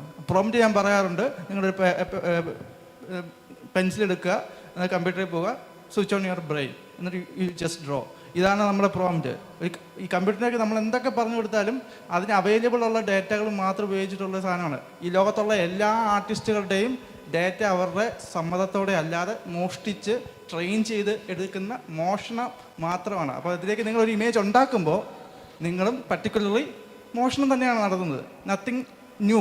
കാരണം അതിനും പുതിയതായിട്ടൊന്നും ചിന്തിക്കാൻ പറ്റില്ല, പുതിയതായിട്ട് ക്രിയേറ്റ് ചെയ്യാൻ പറ്റില്ല. അപ്പോൾ ഇങ്ങനെ ചെയ്യുമ്പോൾ AIക്ക് ഈ സർട്ടൻ ലെവലൊരു ഒരു പോയിന്റ് ഉണ്ടല്ലോ, അതായത് മാക്സിമം ഇത്രയും ചെയ്യാം. ഇപ്പോൾ ഫോൺ ചെറുതാകുന്ന പോലെ ഒരു ജനറേറ്റീവ് ലെവലിലേക്ക്, അതായത് സ്വന്തമായിട്ട് ഡിസിഷൻ എടുക്കുന്ന ഫീൽ ചെയ്യുന്ന ഒരു ലെവലിലേക്ക് എത്താൻ പറ്റുമോ? അതാണ് എൻ്റെ ക്വസ്റ്റ്യൻ. ഇത്ര പ്രണയപരവശമായിരിക്കുന്ന ഈ വേളയിൽ ഞാനൊരു അല്പം മാത്തമാറ്റിക്സ് പറഞ്ഞോട്ടെ. ഞാൻ നേരത്തെ പറഞ്ഞാൽ നമുക്ക് AIക്ക് ഇത് 20 കൊല്ലം കഴിയുമ്പം പറ്റില്ല എന്നൊരു ചോദ്യം യെസ് ഓർ നോ ഇന്നൊരു അക്കാഡമീഷ്യന് പറയാൻ പറ്റാത്തത് ഈ അക്കാഡമീഷ്യൻസിൻ്റെ ഒരു ബെഞ്ച് മാർക്ക് അതാണ്. നമുക്കൊരു നോ പറയാൻ പറ്റണമെങ്കിൽ എന്താണ് AI എന്നുള്ളതിനൊരു മാത്തമാറ്റിക്കൽ മോഡൽ വേണം. അതുകൊണ്ടാണ് പറയാൻ പറ്റാത്തത്. പക്ഷെ ഇന്നുള്ള സിസ്റ്റത്തിൽ ഇതുപോലെയുള്ള എക്സ്പെരിമെൻ്റ് നടത്തിയിട്ടുണ്ട്. ഇപ്പോൾ സാറ് ചോദിച്ചതും ഇതിന് ഉത്തരം പറഞ്ഞതും പോലെ, അതായത് ഈ ഇമിറ്റേഷൻ്റെ പിടി വിട്ട് പോയിട്ടില്ല. പക്ഷെ ഇമിറ്റേറ്റ് ചെയ്യാൻ അവൻ ഒരുപാട് പേരെ വായിച്ചിട്ടുണ്ട്, അല്ലെങ്കിൽ ചിത്രങ്ങളാണെങ്കിൽ കണ്ടിട്ടുണ്ട് എന്നുള്ളത് ശരി തന്നെ. പക്ഷെ അതുകൊണ്ട് മാത്രം വരില്ലല്ലോ എന്ന് നമ്മൾ പറഞ്ഞതിന് ഒരു മാത്തമാറ്റിക്കൽ എക്സ്പെരിമെൻ്റ് നടത്തിയിട്ടുണ്ട്. അതായത് നമ്മളിപ്പോൾ ഒരു വിഷയം കൊടുത്തിട്ട് പല തവണ കവിത എഴുതാൻ പറഞ്ഞു നോക്കും. കുറച്ച് കഴിയുമ്പോൾ നമുക്ക് മനസ്സിലാകും ഏതാണ്ട് ഒരേ കവിതയാണ് വീണ്ടും വീണ്ടും വന്നുകൊണ്ടിരിക്കുന്നത്. എപ്പോഴും ഒന്നല്ല. കാരണം ഞാൻ ഈ ആദ്യം പറഞ്ഞപ്പോൾ ഞാൻ മനഃപൂർവ്വം പറയാതിരുന്നൊരു ഭാഗമാണ്. ഇതിനകത്തൊരു അല്പം പ്രോബബിലിറ്റിയുടെ കളിയുണ്ട്. അപ്പോൾ ഈ നെക്സ്റ്റ് വേർഡ് പ്രഡിക്ഷൻ ആണല്ലോ എൻ്റെ ഒരു ബേസിക് ഇതായിട്ട് വരുന്നത്. പക്ഷെ അതിനകത്തൊരു സാധ്യതയുണ്ട്. അതിപ്പോൾ ഒരു തവണ ചെയ്ത വരുന്ന അതേ വേർഡല്ല അടുത്ത തവണ വരുന്നത്. അതുകൊണ്ട് രണ്ടാമത് ചോദിച്ചാൽ ചിലപ്പോൾ ഒരു പുതിയ കവിത കിട്ടും. പക്ഷെ പല ആവർത്തി ചോദിച്ചു നോക്കൂ, അവസാനം മനസ്സിലാവും ഇതിൻ്റെ ഉള്ളിലൊക്കെ ഒരു സ്ട്രക്ചർ ഒന്ന് തന്നെയാണെന്ന്. ഇത് ഇപ്പോൾ ഈ റിസർച്ചിൻ്റെ മേഖലയിലും ചില മുമ്പ് ചെയ്ത രീതിയിൽ സോൾവ് ചെയ്യാൻ പറ്റുന്ന, ഞാനിപ്പോൾ മാത്സിൻ്റെ മേഖലയിൽ വർക്ക് ചെയ്യുന്ന ആളാണ്, മുമ്പ് സോൾവ് ചെയ്യാൻ പറ്റുന്ന രീതിയിലുള്ള പുതിയ സൊല്യൂഷൻസ് ഇത് തന്നിട്ടുണ്ട്. പക്ഷേ ഏറ്റവും അടുത്ത കാലത്ത് ഞാൻ കേട്ട ഒരു എക്സാമ്പിളാണ്, ഒരു ഐൻസ്റ്റൈനെ സൃഷ്ടിക്കാൻ ഇതിന് പറ്റുമോ? കാരണം അതുവരെയുള്ള മുഴുവൻ ക്ലാസിക്കൽ മെക്കാനിക്സിൻ്റെ തത്വങ്ങളാണ്, അത് മാത്രം പഠിച്ച ഒരു മെഷീനിന് അത് പറ്റുമോ എന്നുള്ളതിന് ഇല്ല എന്ന് തന്നെയാണ് ഇപ്പോഴത്തെ ടെക്നോളജി വെച്ചുള്ള ഒരു ഉത്തരം. പിന്നെ നേരത്തെ നമ്മുടെ വികാരധീനനായി സംസാരിച്ചതിൻ്റെ കൂട്ടത്തിൽ ഈ ഹ്യൂമൻസിൻ്റെ ഇത് ചോദിച്ചല്ലോ, അതും നേരത്തെ പറഞ്ഞാൽ വളരെ ഫിലോസഫിക്കലായിട്ടുള്ളൊരു ചോദ്യമാണ്. അത് എയെക്കുറിച്ച് മാത്രമല്ല, ഒരു പക്ഷേ നമ്മളൊക്കെ വീണ്ടും പോയിട്ട് എന്താണ് മനുഷ്യനെ മനുഷ്യനാക്കുന്നത് എന്നുള്ള ചോദ്യം ഒന്നും കൂടെ കൂടുതൽ ചോദിക്കാനുള്ള ഒരു പ്രോംപ്റ്റുമാണ്. എനിക്ക് തോന്നുന്നത് പണ്ട് ചിലരെങ്കിലും പറഞ്ഞതിന് ഭാഷയാണെന്ന്, പക്ഷേ എനിക്ക് തോന്നുന്നു ഇനിയിപ്പോൾ അത് പറയാൻ പറ്റില്ല. കാരണം ഭാഷയിലെ ഫ്ലുവൻസി മെഷീൻസിന് വന്നു തുടങ്ങി. അപ്പോൾ അതിനല്ലാതെ ഈ പറയുന്നത് പോലെ പ്രണയിക്കാനുള്ള കഴിവിലോ വികാരത്തിലോ വളരെ യാതൊരുവിധ ഇമിറ്റേഷനും അല്ലാതെ പൊട്ടിമുളയ്ക്കുന്ന ആശയങ്ങളിലോ ഒക്കെ നമ്മൾ ചിലപ്പോൾ മനുഷ്യത്വം അന്വേഷിക്കേണ്ടി വരുമായിരിക്കാം. ഞാനതിലൊരു എക്സ്പെർട്ട് അല്ല. ഇന്നലെ വായിച്ച ഒരു കാര്യമാണ്, AI has learn to keep its mouth shut എന്നാണ്. അതായത് ഹാലൂസിനേഷനാണ് എയുടെ ഒരു പ്രശ്നം. അറിയില്ലെങ്കിലും ഉത്തരം എന്തെങ്കിലുമൊക്കെ പറഞ്ഞു തരും എന്നുള്ളത്. അപ്പോൾ ആ തരത്തിൽ ഉത്തരം അറിയില്ലെങ്കിൽ അറിയില്ല എന്ന് പറയാനാണ് ഇപ്പോൾ പഠിപ്പിച്ചുകൊണ്ടിരിക്കുന്നത്. ഒന്ന്. രണ്ടാമത്, മനുഷ്യന് എവിടെയൊക്കെ മേൽക്കൈ ഉണ്ടോ, എയ്ക്ക് എവിടെയൊക്കെയാണോ പരാധീനതകൾ പരിമിതികളുള്ളത്, ആ കാര്യങ്ങൾ പരിഹരിക്കാനാണ് ഇപ്പോൾ കമ്പനികൾ റീഇൻഫോഴ്സ്മെൻറ്റ് ലേണിംഗ് അല്ലെങ്കിൽ ഹ്യൂമൻ ഇൻ ദ ലൂപ്പ്, അതായത് മനുഷ്യനെ ഉപയോഗിച്ചിട്ട് തെറ്റിയത് എവിടെയെന്ന് പറഞ്ഞു കൊടുത്ത് പഠിപ്പിച്ചുകൊണ്ടിരിക്കുകയാണ്. അപ്പോൾ ആ തരത്തിൽ നോക്കുമ്പോൾ സർഗാത്മകത ഉണ്ടോ, അല്ലെങ്കിൽ മനുഷ്യ എഴുതുന്ന പോലെ കവിതയും കഥയും ചിത്രങ്ങളും ഒക്കെ ഉണ്ടാകുമോ എന്ന് ചോദിച്ചു കഴിഞ്ഞാൽ അങ്ങനെ വേണം എന്ന് നിർബന്ധിക്കേണ്ട ആവശ്യമൊന്നുമില്ല. യന്ത്രം അതിന് പറ്റുന്ന പോലെ ചെയ്യും.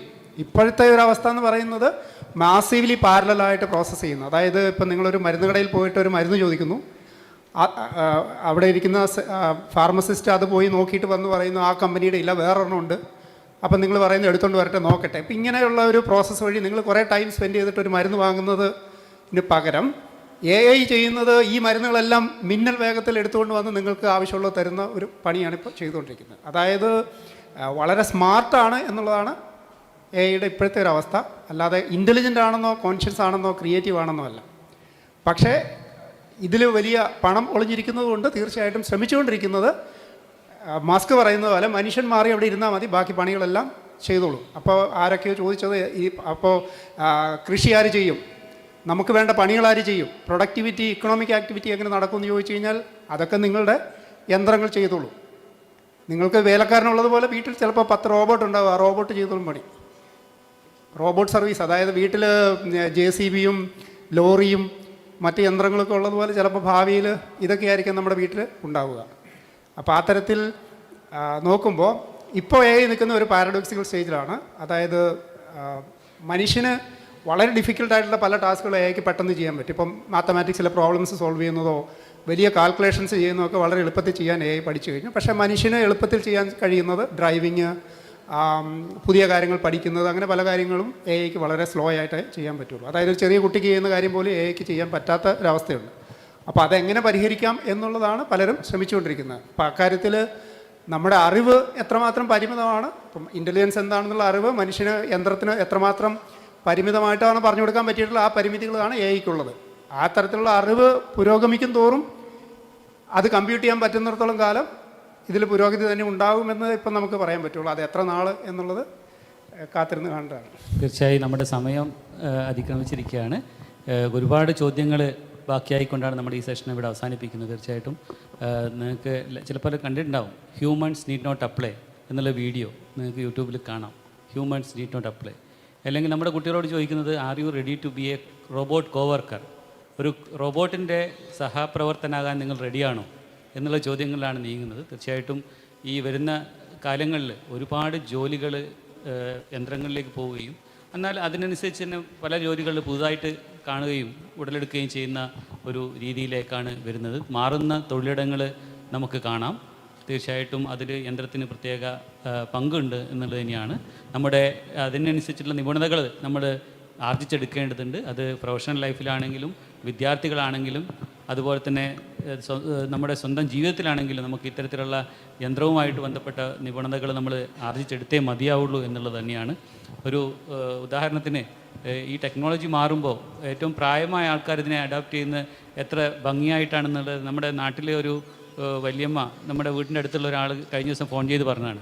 അപ്പം ഗൂഗിൾ പേ പഠിക്കാൻ ഈ വയസ്സായ അമ്മൂമ്മ വളരെ കാലം പരിശ്രമിക്കുകയും അത് പഠിച്ചതിന് ശേഷം അയൽപ്പക്കത്തുള്ള കുറച്ച് സാമ്പത്തികമായി പിന്നിൽ നിൽക്കുന്ന ആൾക്കാർക്കൊക്കെ അമ്മൂമ്മ 100 രൂപയും 200 രൂപയൊക്കെ അയച്ച് വളരെ ഭംഗിയായിട്ട് അവരുടെ സോഷ്യൽ കമ്മിറ്റ്മെൻറ്റ് തീർക്കുന്ന ഒരവസ്ഥ നാട്ടിലുണ്ട്. അപ്പോൾ ഇത്തരത്തിലുള്ള മാറുന്ന ഈ സാങ്കേതിക വിദ്യക്കനുസരിച്ച് നമ്മുടെ ജീവിതവും നമ്മുടെ തൊഴിലും നമ്മുടെ പഠനവും ഗവേഷണമൊക്കെ മുൻനിർത്തിക്കൊണ്ട് പോകണമെങ്കിൽ നമുക്ക് തീർച്ചയായിട്ടും AI മുന്നോട്ട് വെക്കുന്ന മുഴുവൻ സാധ്യതകളെയും പരമാവധി പ്രയോജനപ്പെടുത്തുക എന്ന് മാത്രമല്ല അതിലൊഴിഞ്ഞിരിക്കുന്ന അപകടങ്ങളെ ശാസ്ത്രീയമായി പഠിക്കാനും അത് വിശദീകരിക്കാനും അത് നിലപാടുകൾ സ്വീകരിക്കാനുമുള്ള ഒരു ആർജവം നമ്മുടെ സമൂഹത്തിന് ഒന്നാകെ കിട്ടേണ്ട അത്യാവശ്യമാണ്. പ്രത്യേകിച്ചും പരിഷത്തും ലോക്കയും ഇവിടെ ഈ പരിപാടി സംഘടിപ്പിച്ചിട്ടുള്ള സന്തോഷവും അതിൽ പങ്കെടുക്കാൻ പറ്റിയിട്ടുള്ള അതിയായ സന്തോഷവും നിങ്ങളോട് സംവദിക്കാൻ കഴിഞ്ഞിട്ടുള്ള എല്ലാ സന്തോഷവും പങ്കുവയ്ക്കുന്നു.